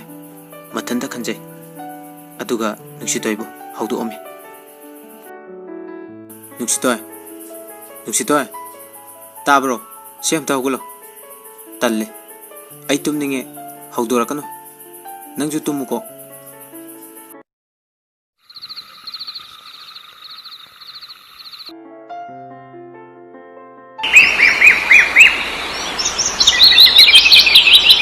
ꯅꯣꯡꯉꯥꯜꯂꯦ ꯄꯥꯎ ꯍꯟꯕ ꯆꯠꯂꯦ ꯏꯀꯨꯏ ꯀꯨꯏꯗꯅ ꯍꯣꯡꯉꯅꯤ ꯍꯥꯏꯔꯛꯏ ꯅꯅꯥꯎ ꯅꯨꯡꯁꯤꯇꯣꯏ ꯆꯦꯜꯂꯦ ꯍꯥꯏꯕ ꯄꯥꯎ ꯑꯗꯨ ꯇꯥꯕꯗ ꯅꯅꯥꯎ ꯅꯨꯡꯉꯥꯏꯈꯤꯗꯦ ꯅꯅꯥꯎꯅ ꯁꯥꯎꯔꯒ ꯌꯥꯝ ꯊꯤꯅ ꯂꯥꯛꯆꯩꯗ ꯈꯪꯒꯅꯤ ꯅꯪ ꯑꯩꯅ ꯀꯔꯤ ꯇꯧꯕ ꯉꯝꯃꯒꯦ ꯍꯥꯏꯕꯗꯣ ꯌꯦꯡꯉꯨ ꯅꯨꯡꯁꯤꯇꯣꯏꯕꯨ ꯑꯩꯒꯤ ꯁꯣꯏꯗꯅ ꯑꯣꯏꯒꯅꯤ ꯐꯖꯅ ꯍꯥꯏꯖꯒꯅꯤ ꯑꯗꯨꯗ ꯌꯥꯗ꯭ꯔꯗꯤ ꯅꯪꯕꯨ ꯁꯣꯏꯗꯅ ꯐꯥꯒꯅꯤ ꯑꯩ ꯅꯥꯏꯇꯣꯝ ꯍꯤꯡꯕ ꯉꯝꯂꯣꯏ ngasi nongma ninsi manungda mabu phagani nanaw do fattaba saklol ama lawkhre nanaw mamanaba singda paw do haikre magi mating pangbiyona makoi singju loine yare nongalaga nungsitoi makoi lakaida tholak pangairame adubu tholakide nanawna phone tawgadabasu karamna tawruni numito ngaina nungsitoi adum tholakidre nanawna mamanaba singda hoi Bye. Ngasi ahing sidi mafum sida leje hainarami. Loya phone tawrami. Ai hayeng office lakpada changlake. Nungsitoi. Kaidawge talle ikaidro nang mi mamangda. Loya ikaide phagi nate. Se hayeng pung 10 da ai lakani. Nang thoklo ko. Nungsitoi. Maram hairo. Loya Maram haibabu aina nanga khangnaba horakpada nangi likka kudokpa sayabdo ngasidi matam chare pirage khale migi mamangda phajade likka kudokado sijalo nungsitoi saure nangna haijidi akhoi mungdi lairabanina sana lupa saba ngamde aduna nangi namai chope sinine loya natteba ai adumaina khande aina kuina degi sarba pot aduna lohongamdaisida jilanengbai wanida saunaba hayeng tholuko nuksitoi hoi imanabiga tholke ado thammage ko phone meiju ka yaude thammage ko asi haiga phone adu thamkre nongale loya phone tawrami adubu nuksitoi phone adu mai yaukidabana phone off laikre loyana jalda phone tawraga amta tholo Nuksitoida kainomta piu haire ichalju hoi haiduna thole ichal nuksitoida lame aduga nuksitoida likka kodoko do pirame ichalna ibe manangdi naraba yam phai nuksitoi is nangju wadiba ichalna farese aisu thabak lewe chatlage nuksitoi ngai kho thin bige ising chukpalai natro ngai bige aduga isu lehorage leiramuko asi haraga imungda likto thamjin ba changki makhoi ni thogle chingyada ising chokmin narame kadomdagino khangi nanawgi gari thokchile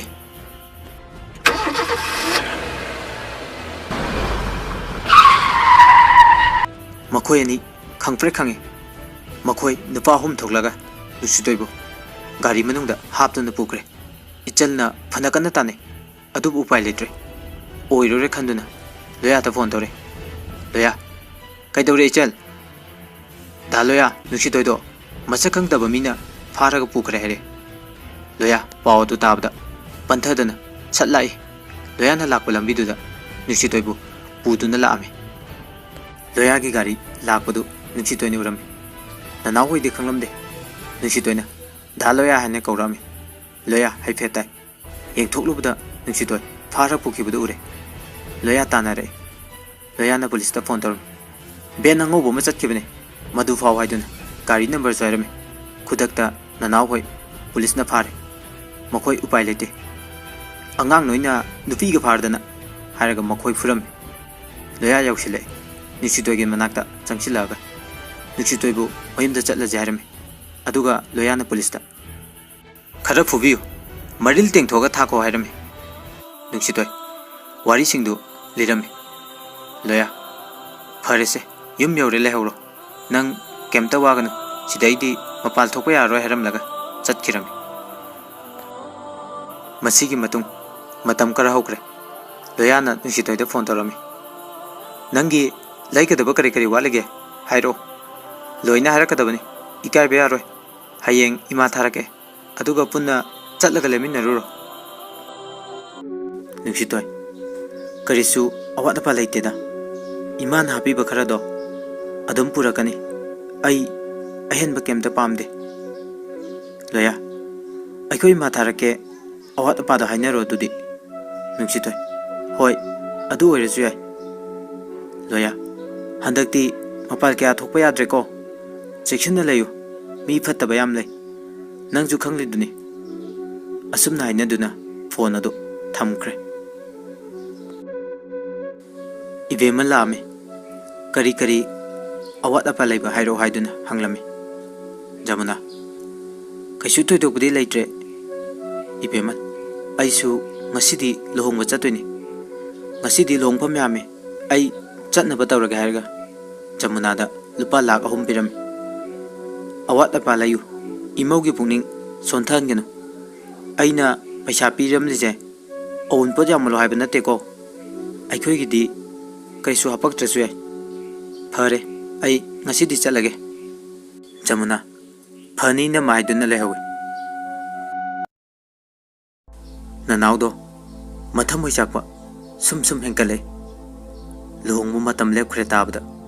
लेताफम खंगलमदे ननावदो यु थक्तुना दुम लेरमे ननावगी ममानबी खरना माबु नुपी कायने हलमे ननावजु आई मफमदे येलरोइदा आइना मरम ओइरगा माबु वानिंग्रे आई माकी वाखल काउख्रगे आइना लानखिबनी सोइखिबनी मागी moral करिसु लेते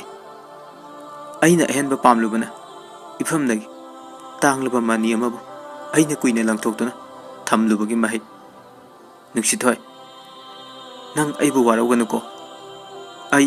याम लानख्राइदुना कपलमे मतम खरा होख्रे लोया नुंसिथोय मखोय अनि लोहंगमु मतम यौरगले इचलना नुंसिथोयदा लाक्तुना करी करी अवाद अपा हंगलमे नुंसिथोयना कैसु लेट्रे अदो फिरोल जे खरा अमता लोशनमिना जायदुना मखोय नि चंगदुना लोशलमे असुमना लुहोंबगी मतम यौक्तुना नुंसिथोय अमदि लोया लुहोंग्रे मखोय अनि नुंसि पन्थुंग यौख्रे लेबाक मियाम खंगना याम चावना लेमना होंख्रे नुंसिथोय चाखुमगी थबक लोइसिलगा लेरम लोया युजु खरा ngawe मागी काते चंगले नुंसिथोय लेरमदबदुदा कराइदा चटख्रबनो नथिरे चाखुमदा थबक लोइसिलगा लेबदु उबदा येंगलगा लेरमे नुंसिथोय लोया लई हाबदि खंगलमदे थबक लोइसिम लोइरगा ओंथोरकपदा खंगनि लाउरकनि खंगबदगी लोयाना मचिन मेंचले लोया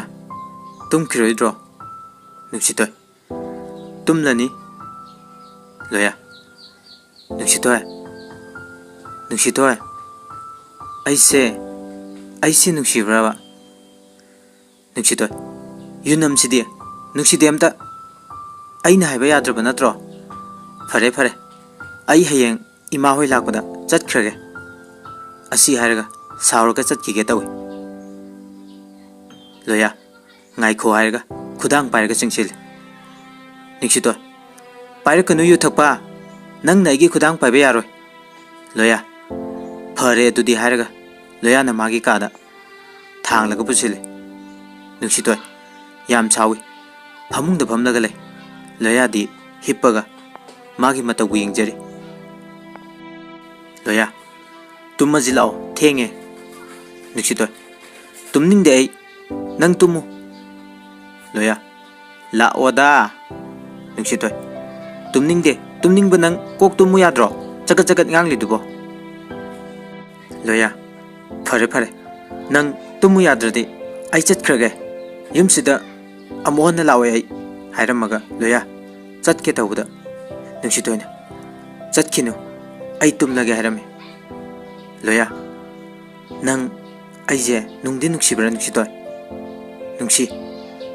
ꯂꯣꯌꯥ ꯅꯪ ꯑꯩ ꯊꯥꯗꯣꯛꯑꯝꯃꯒ ꯆꯠꯈꯤꯅꯨꯀꯣ ꯅꯨꯡꯁꯤꯇꯣꯏ꯫ ꯅꯨꯡꯁꯤꯇꯣꯏ ꯆꯠꯂꯣꯏꯌꯦ꯫ ꯑꯁꯨꯝꯅ ꯊꯃꯣꯏ ꯑꯅꯤꯗꯣ ꯑꯃꯠꯇ ꯑꯣꯏꯈꯤ꯫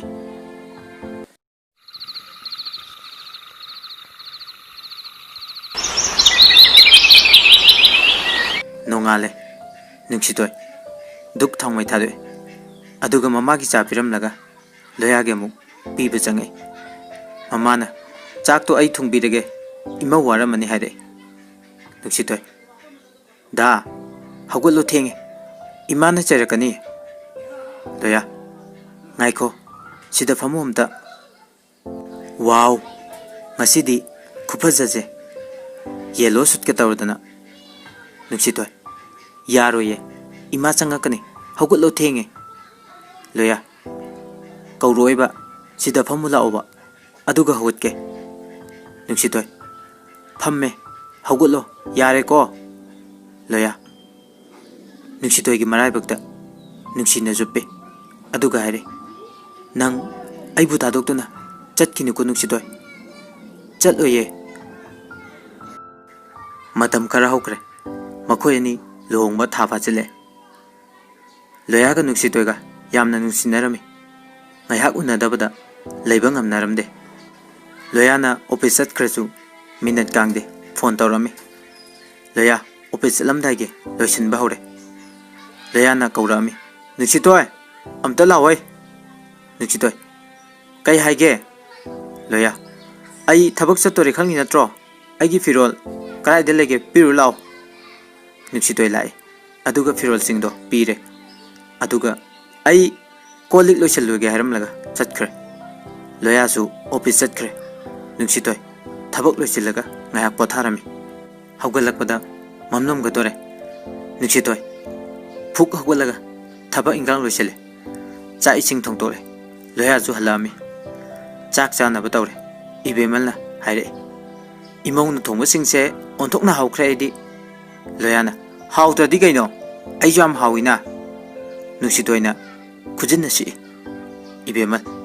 ꯀꯩꯗꯧꯔꯒꯦ ꯂꯣꯌꯥ ꯀꯩꯁꯨ ꯇꯧꯗꯦꯗ ꯏꯃꯥ꯫ ꯃꯈꯣꯏ ꯆꯥꯛ ꯑꯗꯨ ꯇꯣꯛꯅꯈ꯭ꯔꯦ꯫ ꯆꯥꯛ ꯆꯥꯕ ꯂꯣꯏꯔꯕ ꯃꯇꯨꯡꯗ ꯇꯨꯝꯕ ꯆꯪꯅꯔꯛꯑꯦ꯫ ꯂꯣꯌꯥ ꯀꯩꯅꯣ ꯅꯪꯅ ꯉꯁꯥꯏ ꯇꯧꯔꯤꯗꯨꯕꯣ꯫ ꯅꯨꯡꯁꯤꯇꯣꯏ ꯍꯥꯏꯔꯝꯃꯒ ꯇꯨꯝꯈꯤ꯫ ꯂꯣꯌꯥ ꯍꯌꯦꯡꯗꯤ ꯈꯔ ꯉꯟꯅ ꯆꯠꯀꯅꯤꯀꯣ ꯑꯁꯤ ꯍꯥꯏꯔꯝꯃꯒ ꯂꯣꯌꯥꯁꯨ ꯇꯨꯝꯊꯈ꯭ꯔꯦ꯫ ꯂꯣꯌꯥꯒ ꯅꯨꯡꯁꯤꯇꯣꯏꯒ ꯂꯨꯍꯣꯡꯕ ꯊꯥ ꯑꯃ ꯐꯥꯔꯛꯈ꯭ꯔꯦ꯫ ꯃꯈꯣꯏ ꯑꯅꯤ ꯅꯨꯡꯁꯤꯅꯕꯗꯣ ꯎꯕꯗ ꯀꯜꯂꯛꯇꯨꯅ ꯂꯣꯌꯥꯒꯤ ꯑꯣꯐꯤꯁꯇ ꯊꯕꯛ ꯇꯧꯕꯤ ꯅꯨꯄꯤꯁꯤꯡꯗꯨꯅ ꯂꯣꯌꯥꯒꯤ ꯁꯥꯁꯤꯟꯅꯕ ꯐꯣꯇꯣ ꯈꯔ ꯅꯨꯡꯁꯤꯇꯣꯏꯗ ꯎꯠꯂꯝꯃꯤ꯫ ꯅꯨꯡꯁꯤꯇꯣꯏ ꯃꯗꯨ ꯎꯕꯗ ꯊꯃꯣꯏ ꯁꯣꯛꯅ ꯀꯞꯈꯤ꯫ ꯂꯣꯌꯥ ꯊꯕꯛ ꯍꯜꯂꯛꯄ ꯉꯥꯏꯔꯝꯃꯤ꯫ ꯂꯣꯌꯥ ꯅꯨꯡꯁꯤꯇꯣꯏ ꯅꯨꯡꯁꯤꯇꯣꯏ ꯊꯣꯡ ꯍꯥꯡꯉꯣ ꯑꯩ ꯍꯜꯂꯛꯑꯦ꯫ ꯅꯨꯡꯁꯤꯇꯣꯏ ꯊꯣꯡ ꯍꯥꯡꯉꯤ ꯑꯗꯨꯒ ꯐꯃꯨꯡꯗ ꯁꯠ ꯆꯪꯈꯤ꯫ ꯂꯣꯌꯥ ꯅꯨꯡꯁꯤꯇꯣꯏꯒꯤ ꯃꯑꯣꯡꯗꯨꯗ ꯆꯤꯡꯅꯕ ꯑꯃ ꯑꯗꯨꯝ ꯄꯣꯛꯏ꯫ ꯂꯣꯌꯥꯅ ꯍꯪꯂꯦ ꯀꯩꯗꯧꯔꯒꯦ꯫ ꯅꯨꯡꯁꯤꯇꯣꯏ ꯀꯞꯇꯨꯅ ꯍꯥꯏꯔꯦ ꯗꯗꯥ ꯅꯪ ꯑꯩꯁꯦ ꯅꯨꯡꯁꯤꯕ꯭ꯔꯥ꯫ ꯂꯣꯌꯥ ꯅꯨꯡꯁꯤ ꯀꯩꯗꯧꯔꯒꯦ ꯅꯪꯕꯣ ꯍꯥꯏꯔꯛꯑꯣꯁꯦ ꯑꯩꯉꯣꯟꯗ꯫ ꯅꯨꯡꯁꯤꯇꯣꯏ ꯀꯩꯁꯨ ꯇꯧꯗꯦ ꯍꯥꯏꯔꯒ ꯇꯨꯝꯈꯤ꯫ ꯀꯞꯇꯤ ꯌꯥꯝꯅ ꯀꯞꯆꯩ ꯃꯊꯃꯣꯏꯗꯗꯤ ꯌꯨꯝꯗꯨ ꯊꯥꯗꯣꯛꯇꯨꯅ ꯆꯠꯈ꯭ꯔꯒꯦ ꯍꯥꯏꯅ ꯈꯟꯖꯩ꯫ ꯅꯣꯡꯉꯥꯜꯂꯦ꯫ ꯅꯨꯡꯁꯤꯇꯣꯏ ꯉꯁꯤꯗꯤ ꯂꯣꯌꯥꯒꯤ ꯑꯣꯐꯤꯁꯇ ꯆꯠꯂꯒꯦ ꯈꯜꯂꯝꯃꯤ꯫ ꯅꯨꯡꯁꯤꯇꯣꯏ ꯂꯣꯌꯥꯒꯤ ꯑꯣꯐꯤꯁꯇ ꯂꯥꯛꯑꯝꯃꯤ꯫ ꯂꯣꯌꯥꯕꯨ ꯄꯥꯝꯖꯕ ꯅꯨꯄꯤꯗꯨꯒ ꯐꯝꯂꯒ ꯋꯥꯔꯤ ꯁꯥꯟꯅꯔꯝꯕ ꯎꯔꯝꯃꯤ꯫ ꯅꯨꯡꯁꯤꯇꯣꯏꯅ ꯈꯜꯂꯝꯃꯤ ꯆꯨꯝꯃꯦ ꯉꯍꯥꯟ ꯑꯩꯅ ꯎꯈꯤꯕ ꯐꯣꯇꯣꯗꯨꯒꯤ ꯅꯨꯄꯤꯗꯨꯅꯤ ꯍꯥꯏꯕ ꯈꯪꯉꯤ꯫ नुपीदुना लोयाबु पामना नुक्सितोय मखोय अनि काइननबा सिनबने मखोय अनि वारी सानरिङेदा नुक्सितोय चंगले नुक्सितोय चंगलागा लोना नुक्सिनादौ सरुक फोंना नुक्सिना अदुक चावबा युमदुदा इथंदा लेबा याम वाय दादा ऑफिसता थमदु सरुक युमदा पुसिलो लोया खोन खरा कना हायदे कइनो हा नंग ना हायदुबो याइफबी कइनो मैडम ना हायदुबो सर मैडम जे कइनो मा तौरे मचिनददी हाइजरिबनी मथमोयददी हराउरिबनी नुक्सितोय कनागी मैडम कनागी सर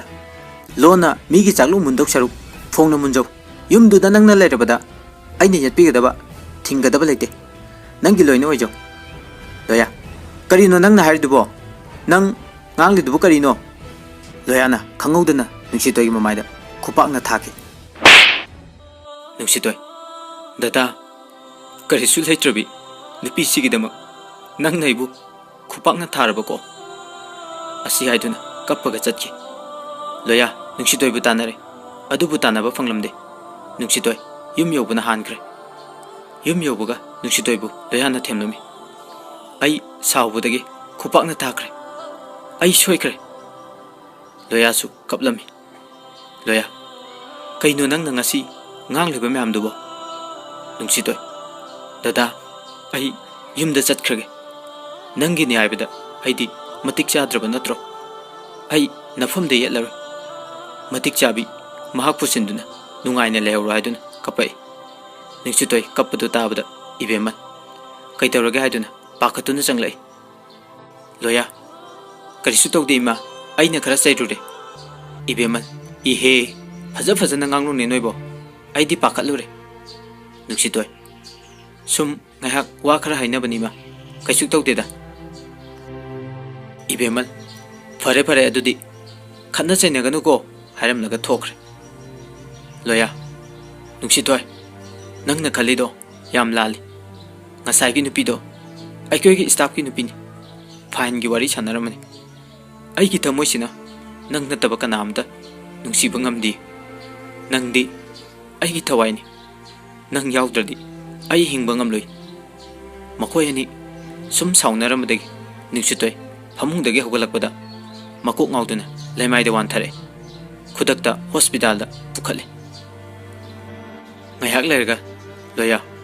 डॉक्टर की मनाकता चंगे अदुगा हंगे डॉक्टर करिसु थोइतोकपा याउदब्रा डॉक्टर ना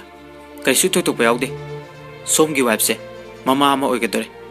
पाहो तु ताबदा लोया याम हराउरमी नुंसितोय हॉस्पिटल दगे पुथरकले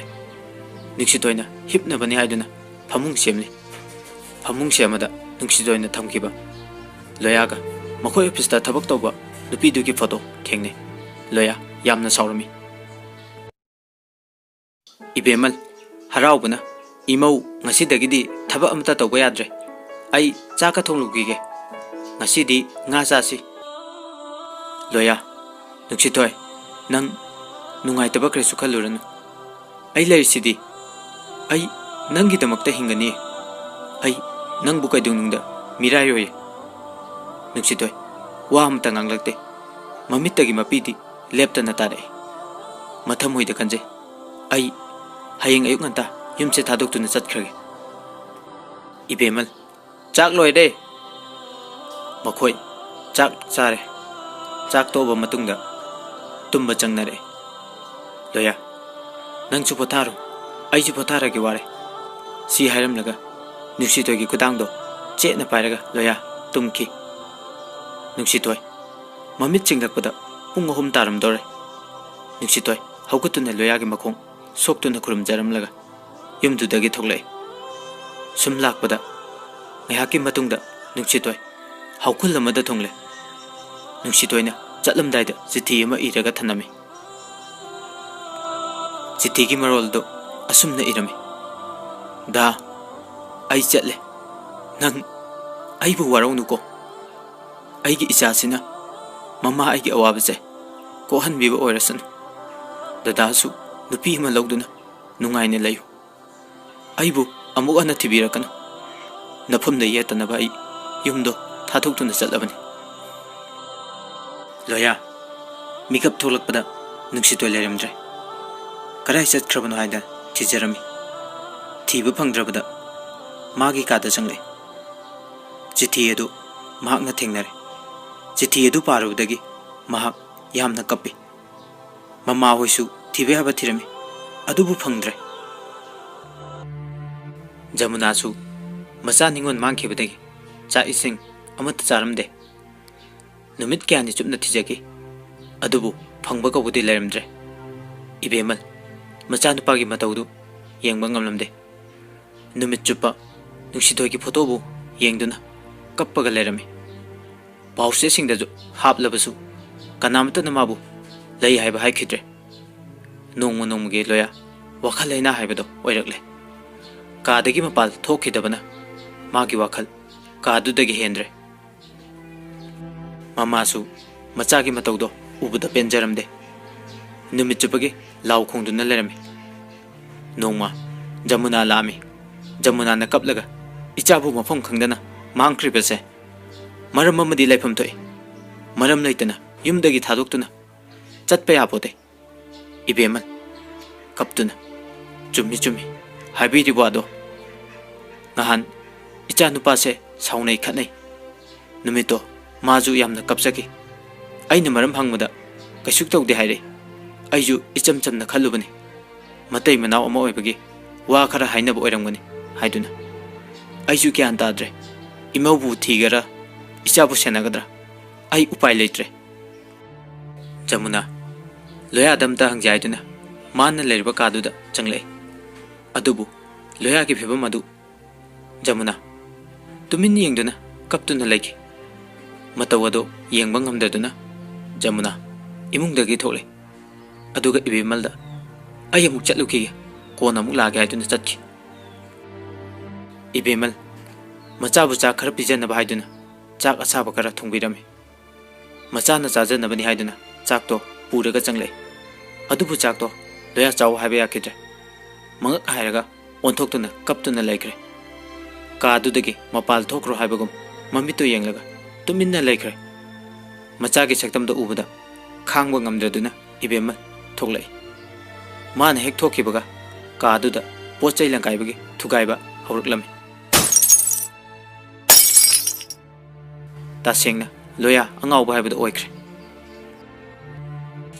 इबेमल कप्पगा इमागी बुंगो इमादी इचागी मतौसे येंगबा ngamdre चाकरा सासिनजे लोया इमा आई चानिंग थकनिंगबा फाउद्रे नुसितोयगी पाउ हमता ताबा फंगद्रेको इमा लोया न थबक हलपो खुदिंग नुसितोयगी फोटो येंगदुना कपतुना लेखि लोया की ममाना लोया बु नुपी अमा थीनबा हाइरमी लोया न यारमदे इबेमल इबुंगो आइसु इमौदु थीरिबनीने आइसु नुक्सिरिबनीने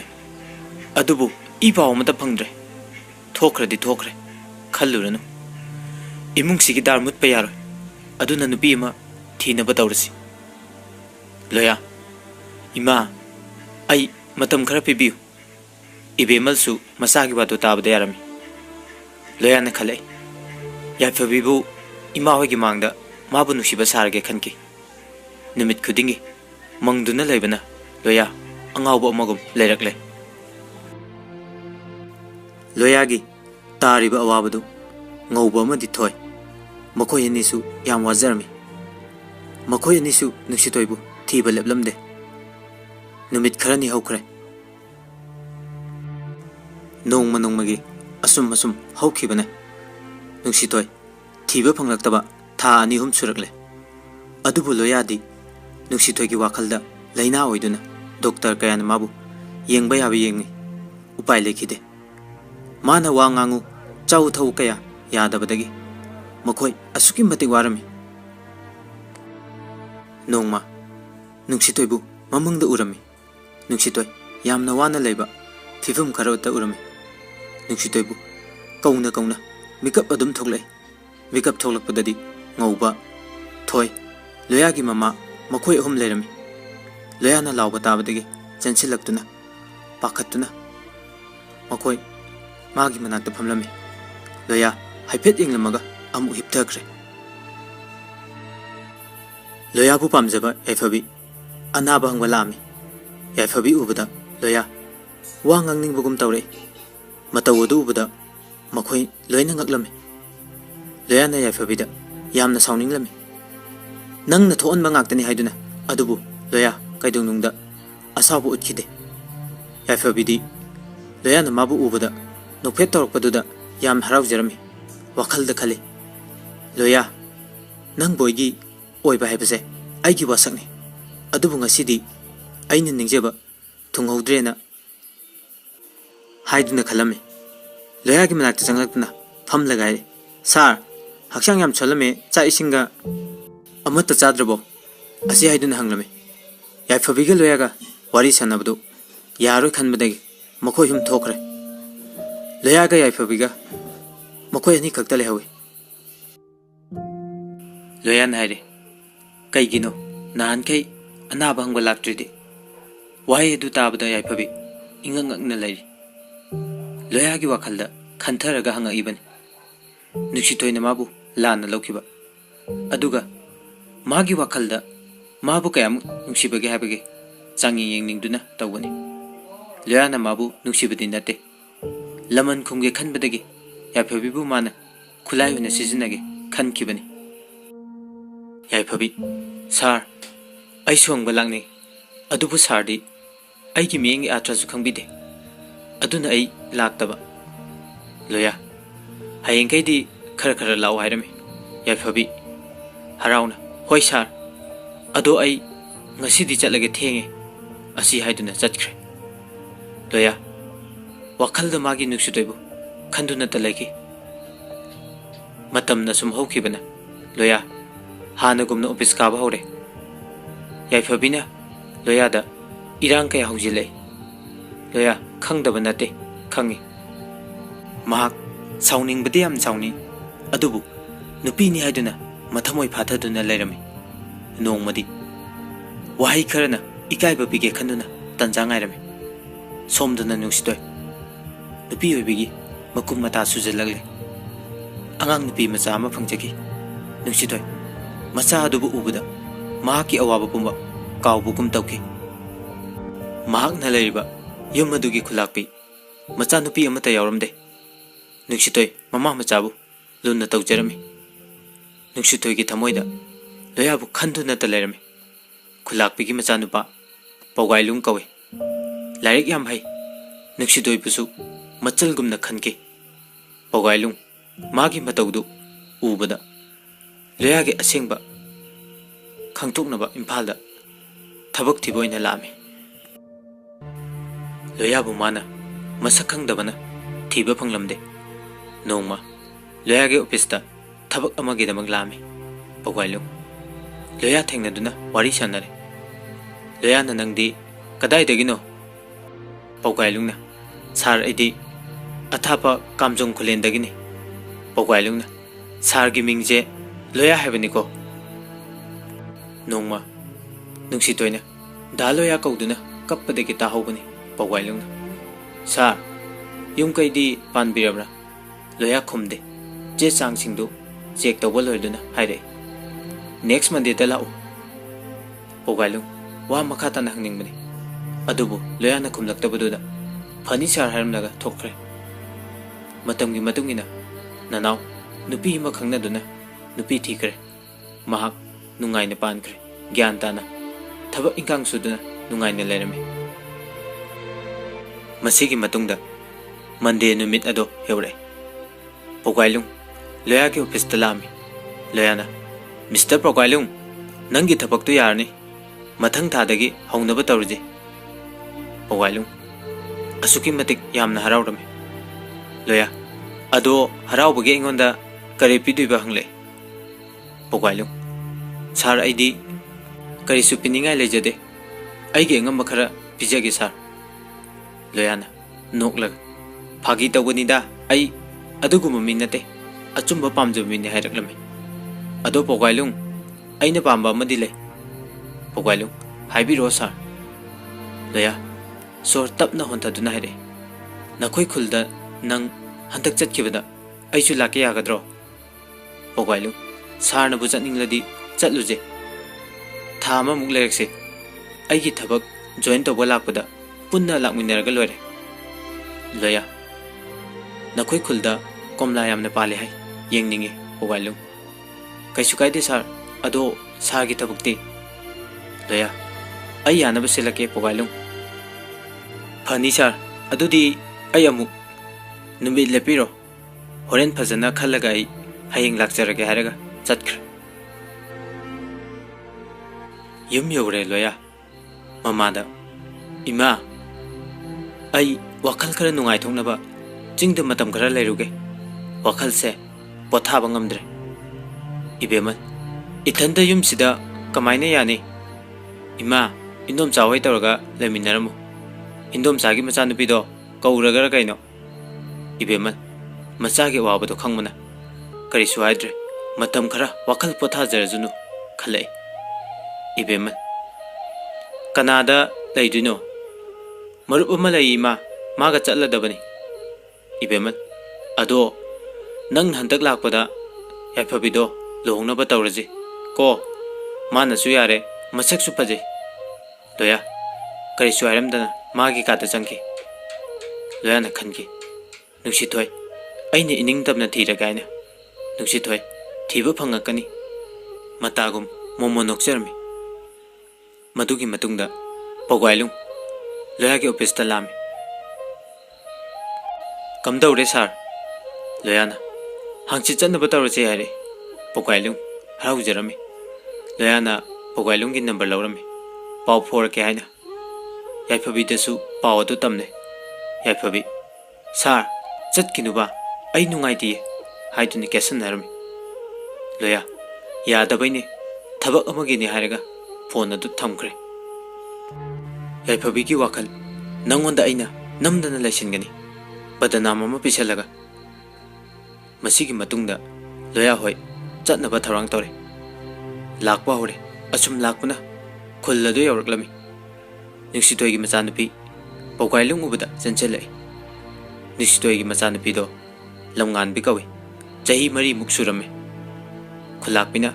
ꯏꯆꯥꯅꯨꯄꯥꯗꯤ ꯀꯅꯥꯅꯣꯅ ꯍꯪꯉꯛꯑꯝꯃꯤ ꯀꯗꯥꯏꯗꯒꯤꯅꯣ ꯄꯧꯒꯥꯏꯂꯨꯡꯅ ꯑꯩꯈꯣꯏ ꯁꯥꯔꯅꯤ ꯏꯃꯥ ꯄꯥꯎ ꯅꯨꯡꯉꯥꯏꯕ ꯑꯃꯁꯨ ꯇꯝꯕꯤꯒꯦ ꯑꯩ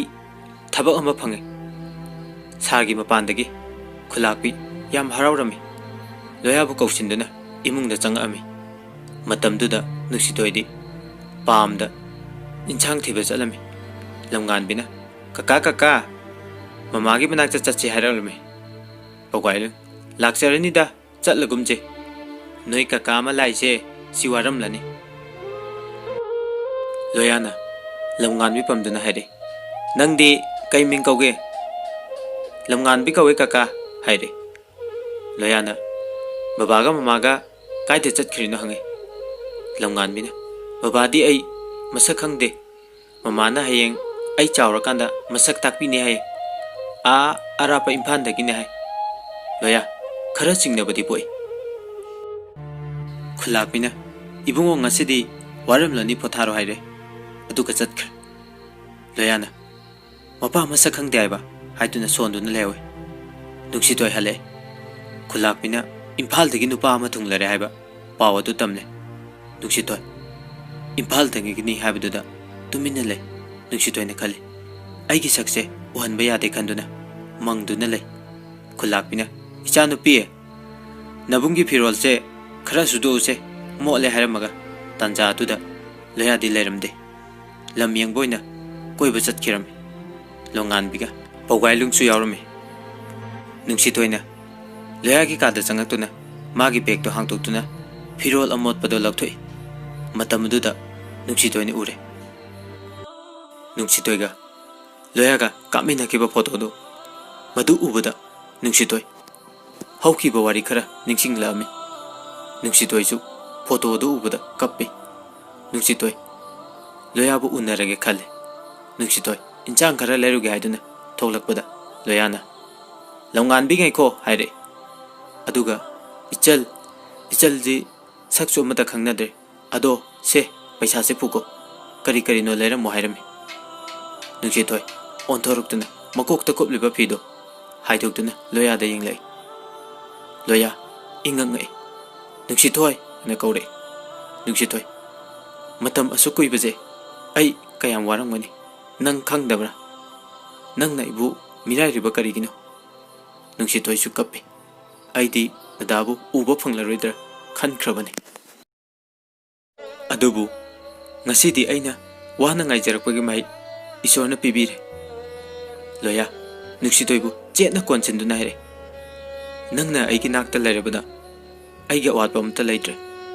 ꯉꯥꯏꯈꯣ ꯂꯝꯉꯥꯟꯕꯤꯁꯦ ꯑꯩꯒꯤ ꯏꯆꯥꯔꯥ ꯅꯨꯡꯁꯤꯊꯣꯏ ꯃꯥꯅꯦ ꯅꯪꯒꯤ ꯅꯆꯥꯅꯦ ꯃꯄꯥ ꯀꯔꯥꯏ ꯆꯠꯈ꯭ꯔꯒꯦ ꯍꯥꯏꯗꯨꯅ ꯍꯪꯂꯛꯏ ꯏꯆꯥꯁꯦ ꯃꯄꯥ ꯂꯩꯇꯕꯒꯤ ꯑꯋꯥꯕꯗꯣ ꯂꯣꯌꯥ ꯃꯆꯥꯕꯨ ꯀꯣꯟꯗꯨꯅ ꯀꯞꯄꯤ ꯑꯗꯨꯒ ꯅꯨꯡꯁꯤꯅ ꯆꯨꯞꯄꯤ ꯈꯨꯂꯥꯛꯄꯤ ꯀꯔꯤꯅꯣ ꯏꯆꯥꯅꯨꯄꯤ ꯅꯪꯅ ꯇꯧꯔꯤꯗꯨꯗꯤ ꯅꯨꯡꯁꯤꯊꯣꯏ ꯅꯆꯥꯅ ꯃꯇꯝ ꯀꯨꯏꯅꯗꯒꯤ ꯉꯥꯏꯖꯔꯛꯄ ꯃꯍꯥꯛꯇꯣ ꯂꯥꯛꯑꯦ ꯏꯅꯥꯛꯇ ꯈꯨꯂꯥꯛꯄꯤ ꯑꯗꯨꯗꯤ ꯏꯕꯨꯡꯉꯣꯁꯦ ꯂꯣꯌꯥ ꯅꯨꯡꯁꯤꯊꯣꯏ ꯃꯥꯅꯦ ꯏꯃꯥ ꯑꯩꯒꯤ ꯏꯄꯨꯔꯣꯏꯕꯅꯦ ꯈꯨꯂꯥꯛꯄꯤ ꯏꯪꯑꯪ ꯑꯪꯅ ꯍꯥꯏꯔꯦ ꯑꯁꯦꯡꯕꯔꯥ ꯏꯆꯥꯅꯨꯄꯤ ꯅꯨꯡꯁꯤꯊꯣꯏ ꯃꯥꯅꯦ ꯏꯃꯥ ꯂꯝꯉꯥꯟꯕꯤꯅ ꯇꯠꯇꯅ ꯍꯪꯖꯕ ꯃꯤꯁꯛꯇꯨꯅꯤ ꯉꯁꯥꯏꯗꯒꯤ ꯂꯦꯞꯇꯨꯅ ꯌꯦꯡꯖꯔꯤ ꯄꯧꯒꯥꯏꯂꯨꯡ ꯂꯝꯉꯥꯟꯕꯤ ꯀꯞꯂꯒ ꯍꯥꯏꯔꯦ ꯀꯀꯥ ꯀꯀꯥ ꯅꯪ ꯆꯠꯈꯤꯅꯨꯀꯣ ꯅꯪ ꯆꯠꯇꯣꯏ ꯑꯣꯏꯔꯗꯤ ꯑꯩꯁꯨ ꯂꯥꯛꯀꯦ ꯑꯩꯒꯤ ꯕꯕꯥꯗꯣ ꯏꯝꯐꯥꯜꯗ ꯊꯕꯛ ꯑꯆꯧꯕ ꯑꯃ ꯇꯧꯋꯦ ꯍꯥꯏ ꯃꯃꯥꯒ ꯑꯩꯒꯁꯦ ꯅꯣꯡꯃ ꯂꯧꯕ ꯂꯥꯛꯀꯅꯤ ꯍꯥꯏ ꯑꯗꯨꯕꯨ ꯁꯨꯡꯂꯥꯛ ꯂꯥꯛꯇꯦ ꯃꯃꯥꯅ ꯑꯩꯅ ꯂꯥꯏꯔꯤꯛ ꯌꯥꯝ ꯍꯩꯔꯒ ꯗꯣꯛꯇꯔ ꯑꯣꯏꯍꯟꯅꯤ ꯍꯥꯏ ꯑꯗꯨꯒ ꯕꯕꯥꯒꯤ ꯃꯅꯥꯛꯇ ꯄꯨꯕꯤꯅꯤ ꯍꯥꯏꯌꯦ ꯂꯝꯉꯥꯟꯕꯤꯗꯤ ꯃꯄꯥꯕꯨ ꯃꯁꯛ ꯈꯪꯗ꯭ꯔꯦ ꯂꯣꯌꯥ ꯀꯞꯂꯒ ꯅꯪꯒꯤ ꯕꯕꯥꯗꯤ ꯎꯅꯤꯡꯕ꯭ꯔꯥ ꯃꯃꯥꯅꯁꯨ ꯍꯪꯉꯤ ꯅꯪꯕꯨ ꯕꯕꯥ ꯎꯅꯤꯡꯕ꯭ꯔꯣ ꯂꯝꯉꯥꯟꯕꯤ ꯎꯅꯤꯡꯉꯦ ꯕꯕꯥꯗꯣ ꯃꯁꯛ ꯌꯥꯝ ꯐꯖꯩ ꯍꯥꯏ ꯃꯃꯥꯗꯤ ꯅꯨꯡꯇꯤꯒꯤ ꯕꯕꯥꯒꯤ ꯃꯤꯡꯗꯣ ꯑꯗꯨꯝ ꯄꯟꯗꯨꯅ ꯀꯞꯄꯤ ꯑꯩꯈꯣꯏ ꯕꯕꯥꯅ ꯃꯃꯥ ꯑꯩꯈꯣꯏꯅꯤ ꯂꯧꯕ ꯂꯥꯛꯀꯅꯤ ꯑꯗꯨꯝ ꯍꯥꯏꯌꯦ ꯂꯣꯌꯥ ꯅꯨꯡꯁꯤꯊꯣꯏꯕꯨ ꯆꯦꯠꯅ ꯀꯣꯜꯂꯒ ꯍꯥꯏꯔꯛꯏ ꯅꯪꯗꯤ ꯑꯩꯒꯤ ꯅꯥꯛꯇ ꯑꯗꯨꯝ ꯂꯩꯒꯗꯕꯅꯤ ꯂꯣꯌꯥ ꯈꯨꯂꯥꯛꯄꯤꯒꯤ ꯃꯅꯥꯛꯇ ꯆꯪꯂꯛꯏ ꯑꯗꯨꯒ ꯍꯥꯏꯔꯛꯏ ꯏꯃꯥ ꯑꯩ ꯅꯨꯡꯁꯤꯊꯣꯏꯒ ꯂꯝꯉꯥꯟꯕꯤꯒꯁꯦ ꯍꯌꯦꯡ ꯄꯨꯈ꯭ꯔꯒꯦ ꯏꯃꯥꯅ ꯃꯈꯣꯏꯕꯨ ꯆꯦꯛꯁꯤꯟꯅ ꯊꯝꯕꯤꯔꯝꯕꯒꯤꯗꯃꯛ ꯊꯥꯒꯠꯆꯔꯤ ꯈꯨꯂꯥꯛꯄꯤꯁꯨ ꯌꯥꯔꯝꯃꯤ ꯏꯕꯨꯡꯉꯣ ꯃꯇꯝ ꯀꯨꯏꯅꯗꯒꯤ ꯅꯪꯒꯤ ꯋꯥꯈꯜꯗ ꯑꯉꯥꯎꯕꯤ ꯑꯣꯏꯖꯔꯕꯅꯤ ꯏꯆꯥꯅꯨꯄꯤꯁꯦ ꯍꯥꯏꯗꯨꯅ ꯅꯨꯃꯤꯠꯇꯨꯃ ꯆꯥꯛ ꯏꯁꯤꯡ ꯆꯥꯗꯨꯅ ꯋꯥꯔꯤ ꯅꯨꯡꯉꯥꯏꯕ ꯀꯌꯥ ꯁꯥꯟꯅꯔꯝꯃꯤ ꯑꯁꯨꯝꯅ ꯅꯨꯃꯤꯠꯇꯨ ꯍꯧꯈ꯭ꯔꯦ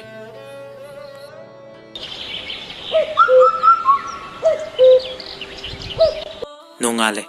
ꯃꯈꯣꯏ ꯆꯠꯅꯕ ꯊꯧꯔꯥꯡ ꯇꯧꯔꯦ ꯃꯌꯨꯝꯗ ꯈꯨꯂꯥꯛꯄꯤꯗ ꯈꯨꯔꯨꯝꯗꯨꯅ ꯍꯥꯏꯔꯦ ꯏꯃꯥ ꯑꯩꯈꯣꯏ ꯑꯃꯨꯛ ꯆꯠꯂꯨꯈꯤꯒꯦ ꯄꯧꯒꯥꯏꯂꯨꯡ ꯑꯩꯈꯣꯏ ꯑꯃꯨꯛ ꯆꯠꯂꯨꯈꯤꯒꯦ ꯍꯥꯏꯔꯝꯂꯒ ꯌꯨꯝꯂꯣꯝꯗ ꯂꯥꯛꯑꯝꯃꯤ ꯂꯝꯕꯤꯗ ꯅꯨꯡꯁꯤꯊꯣꯏ ꯏꯆꯥꯊꯣꯏ ꯅꯪꯅ ꯃꯇꯝ ꯄꯨꯝꯕꯗ ꯍꯪꯕ ꯕꯕꯥ ꯕꯕꯥꯗꯣ ꯉꯁꯤꯗꯤ ꯇꯥꯛꯑꯒꯦ ꯅꯪꯅ ꯀꯀꯥ ꯀꯀꯥ ꯀꯧꯔꯤꯕꯗꯣ ꯅꯪꯒꯤ ꯕꯕꯥꯅꯦ ꯍꯥꯏꯔꯦ ꯂꯝꯉꯥꯟꯕꯤꯁꯨ ꯍꯔꯥꯎꯔꯝꯃꯤ ꯃꯃꯥ ꯑꯁꯦꯡꯕ꯭ꯔꯣ ꯍꯥꯏꯔꯒ ꯂꯣꯌꯥꯗ ꯀꯀꯥ ꯀꯀꯥ ꯅꯪ ꯑꯩꯒꯤ ꯕꯕꯥꯅꯦ ꯍꯥꯏꯁꯦ ꯆꯨꯝꯕ꯭ꯔꯥ ꯂꯣꯌꯥ ꯃꯥꯅꯦ ꯏꯆꯥꯊꯣꯏ ꯍꯥꯏꯗꯨꯅ ꯃꯆꯥꯕꯨ ꯀꯣꯟꯁꯤꯜꯂꯝꯃꯤ ꯂꯝꯉꯥꯟꯕꯤꯁꯨ ꯕꯕꯥ ꯍꯥꯏꯅ ꯀꯧꯗꯨꯅ ꯀꯞꯄꯤ ꯃꯈꯣꯏ ꯌꯨꯝ ꯌꯧꯔꯛꯂꯦ ꯏꯕꯦꯝꯃꯜ ꯅꯨꯡꯁꯤꯊꯣꯏꯕꯨ ꯎꯕꯗ ꯅꯍꯥꯟꯈꯩ ꯀꯥꯏꯗ ꯂꯩꯔꯨꯒꯦ ꯏꯃꯥ ꯍꯣꯏꯕꯨ ꯅꯪꯅ ꯀꯔꯤꯝꯇ ꯅꯨꯡꯁꯤꯗ꯭ꯔꯕꯣ ꯅꯨꯡꯁꯤꯊꯣꯏꯁꯨ ꯀꯞꯄꯤ ꯏꯃꯥ ꯑꯩ ꯑꯃꯨꯛ ꯍꯟꯅ ꯏꯃꯥ ꯍꯣꯏꯕꯨ ꯊꯥꯗꯣꯛꯇꯨꯅ ꯆꯠꯂꯔꯣꯏꯌꯦ ꯏꯕꯦꯝꯃꯜ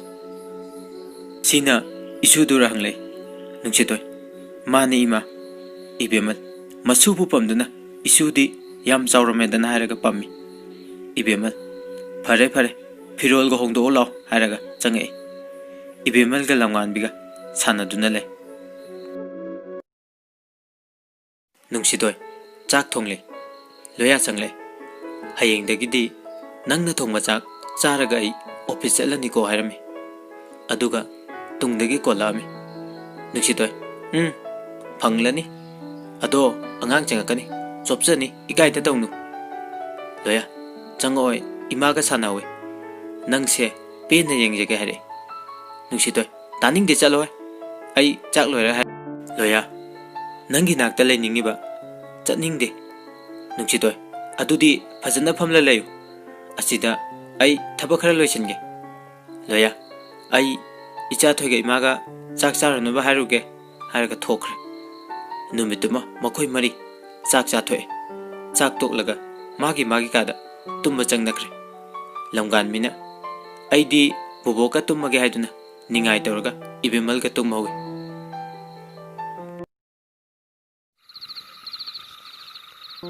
ꯑꯁꯨꯝꯅ ꯅꯨꯃꯤꯠꯇꯨꯃ ꯍꯧꯈ꯭ꯔꯦ꯫ ꯅꯣꯡꯉꯥꯜꯂꯦ꯫ ꯂꯣꯌꯥ ꯊꯕꯛ ꯆꯠꯅꯕ ꯆꯥꯛ ꯆꯥꯒꯦ ꯍꯥꯏꯔꯛꯑꯦ꯫ ꯂꯝꯒꯥꯟꯕꯤꯅ ꯃꯃꯥꯗ ꯆꯪꯉꯛꯑꯒ ꯃꯃꯥ ꯑꯩ ꯆꯥꯛ ꯂꯥꯝꯃꯦ ꯍꯥꯏꯔꯦ꯫ ꯃꯈꯣꯏ ꯄꯨꯟꯅ ꯆꯥꯛ ꯆꯥꯃꯤꯟꯅꯔꯦ꯫ ꯂꯣꯌꯥ ꯑꯣꯐꯤꯁ ꯂꯥꯛꯑꯦ꯫ ꯌꯥꯏꯐꯕꯤꯁꯨ ꯂꯩꯔꯝꯃꯤ꯫ ꯌꯥꯏꯐꯕꯤꯅ ꯂꯣꯌꯥ ꯎꯕꯗ ꯗꯥ ꯂꯣꯌꯥ ꯂꯥꯛꯀꯅꯤꯁꯨ ꯍꯥꯏꯔꯛꯇꯦꯅ ꯍꯥꯏꯔꯒ ꯂꯣꯌꯥꯒꯤ ꯃꯅꯥꯛꯇ ꯐꯝꯊꯔꯛꯑꯦ꯫ ꯂꯣꯌꯥ ꯉꯁꯤꯗꯤ ꯃꯇꯥꯡ ꯆꯥꯔꯦ ꯈꯟꯗꯨꯅ ꯍꯥꯏꯔꯦ꯫ ꯌꯥꯏꯐꯕꯤ ꯅꯪꯁꯦ ꯑꯉꯛꯄꯅꯤꯀꯣ꯫ ꯌꯥꯏꯐꯕꯤ ꯀꯩꯅꯣ ꯑꯩ ꯒ꯭ꯌꯥꯟ ꯇꯥꯗ꯭ꯔꯦ ꯍꯥꯏꯔꯦ꯫ ꯂꯣꯌꯥꯅ ꯁꯥꯎꯔꯒ ꯅꯪꯅ ꯑꯗꯨ ꯀꯨꯏꯕꯁꯦ ꯅꯪꯅ ꯇꯧꯔꯛꯄ ꯊꯕꯛ ꯑꯩ ꯀꯔꯤꯒꯤ ꯈꯪꯂꯣꯏ? ꯅꯪꯅ ꯃꯔꯝ ꯑꯣꯏꯔꯒ ꯅꯤꯛꯁꯨꯗꯣ ꯏꯕꯥꯅꯤ ꯀꯥꯏꯅꯍꯟꯕꯅꯤ꯫ ꯌꯥꯏꯐꯕꯤ ꯁꯥꯎꯔꯦ꯫ ꯃꯔꯝꯗꯤ ꯂꯣꯌꯥ ꯃꯔꯝ ꯍꯥꯏꯕꯕꯨ ꯅꯪꯅ ꯑꯩꯒꯤ ꯁꯥꯁꯤꯟꯅꯕ ꯄꯣꯠꯇꯣ ꯅꯨꯡꯁꯤꯗꯣꯏꯗ ꯎꯠꯂꯤ꯫ ꯃꯗꯨꯅ ꯃꯔꯝ ꯑꯣꯏꯔꯒ ꯂꯥꯞꯅꯍꯟꯕꯅꯤ꯫ ꯅꯪꯕꯨ ꯑꯩꯅ ꯈꯨꯠꯂꯥꯏ ꯑꯣꯏꯅ ꯁꯤꯖꯤꯟꯅꯕꯅꯦ ꯍꯥꯏꯕꯁꯦ ꯅꯁꯥꯗꯤ ꯈꯪꯖꯗ꯭ꯔꯦ, ꯑꯗꯨꯕꯨ ꯉꯁꯤꯗꯤ ꯈꯪꯉꯨ ꯍꯥꯏꯔꯛꯑꯦ꯫ ꯅꯨꯄꯤ ꯑꯃ ꯑꯣꯏꯔꯗꯤ ꯅꯨꯄꯤꯒꯤ ꯊꯃꯣꯏ ꯄꯥꯜꯂꯨ꯫ ꯅꯪꯗꯤ ꯑꯗꯨꯁꯨ ꯅꯠꯇꯦ꯫ ꯃꯤꯒꯤ ꯏꯃꯨꯡ ꯊꯨꯒꯥꯏꯅꯕ ꯁꯤꯜꯂꯤꯗꯨꯕꯨ ꯀꯔꯤꯒꯤꯅꯣ ꯍꯥ? ꯃꯤꯅ ꯃꯃꯤꯠꯇꯒꯤ ꯃꯄꯤ ꯇꯥꯔꯒ ꯅꯪ ꯅꯨꯡꯉꯥꯏꯕ꯭ꯔꯣ?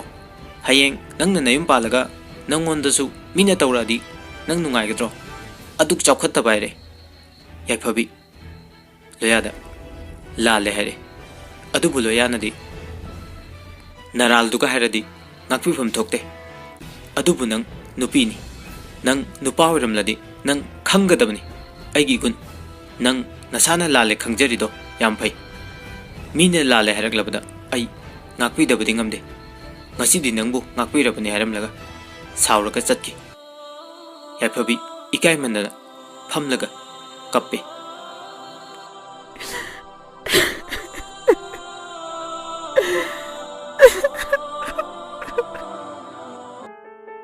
ꯂꯣꯌꯥ ꯌꯨꯝ ꯌꯧꯔꯦ꯫ ꯑꯗꯨꯒ ꯃꯆꯥꯅꯨꯄꯤꯕꯨ ꯀꯧꯔꯦ꯫ ꯂꯝꯉꯥꯟꯕꯤ ꯅꯪ ꯀꯥꯏꯗ ꯂꯩꯒꯦ? ꯂꯝꯉꯥꯟꯕꯤ ꯃꯄꯥꯒꯤ ꯈꯣꯟꯖꯦꯜ ꯇꯥꯕꯗ ꯆꯦꯟꯁꯤꯜꯂꯦ꯫ ꯑꯗꯨꯒ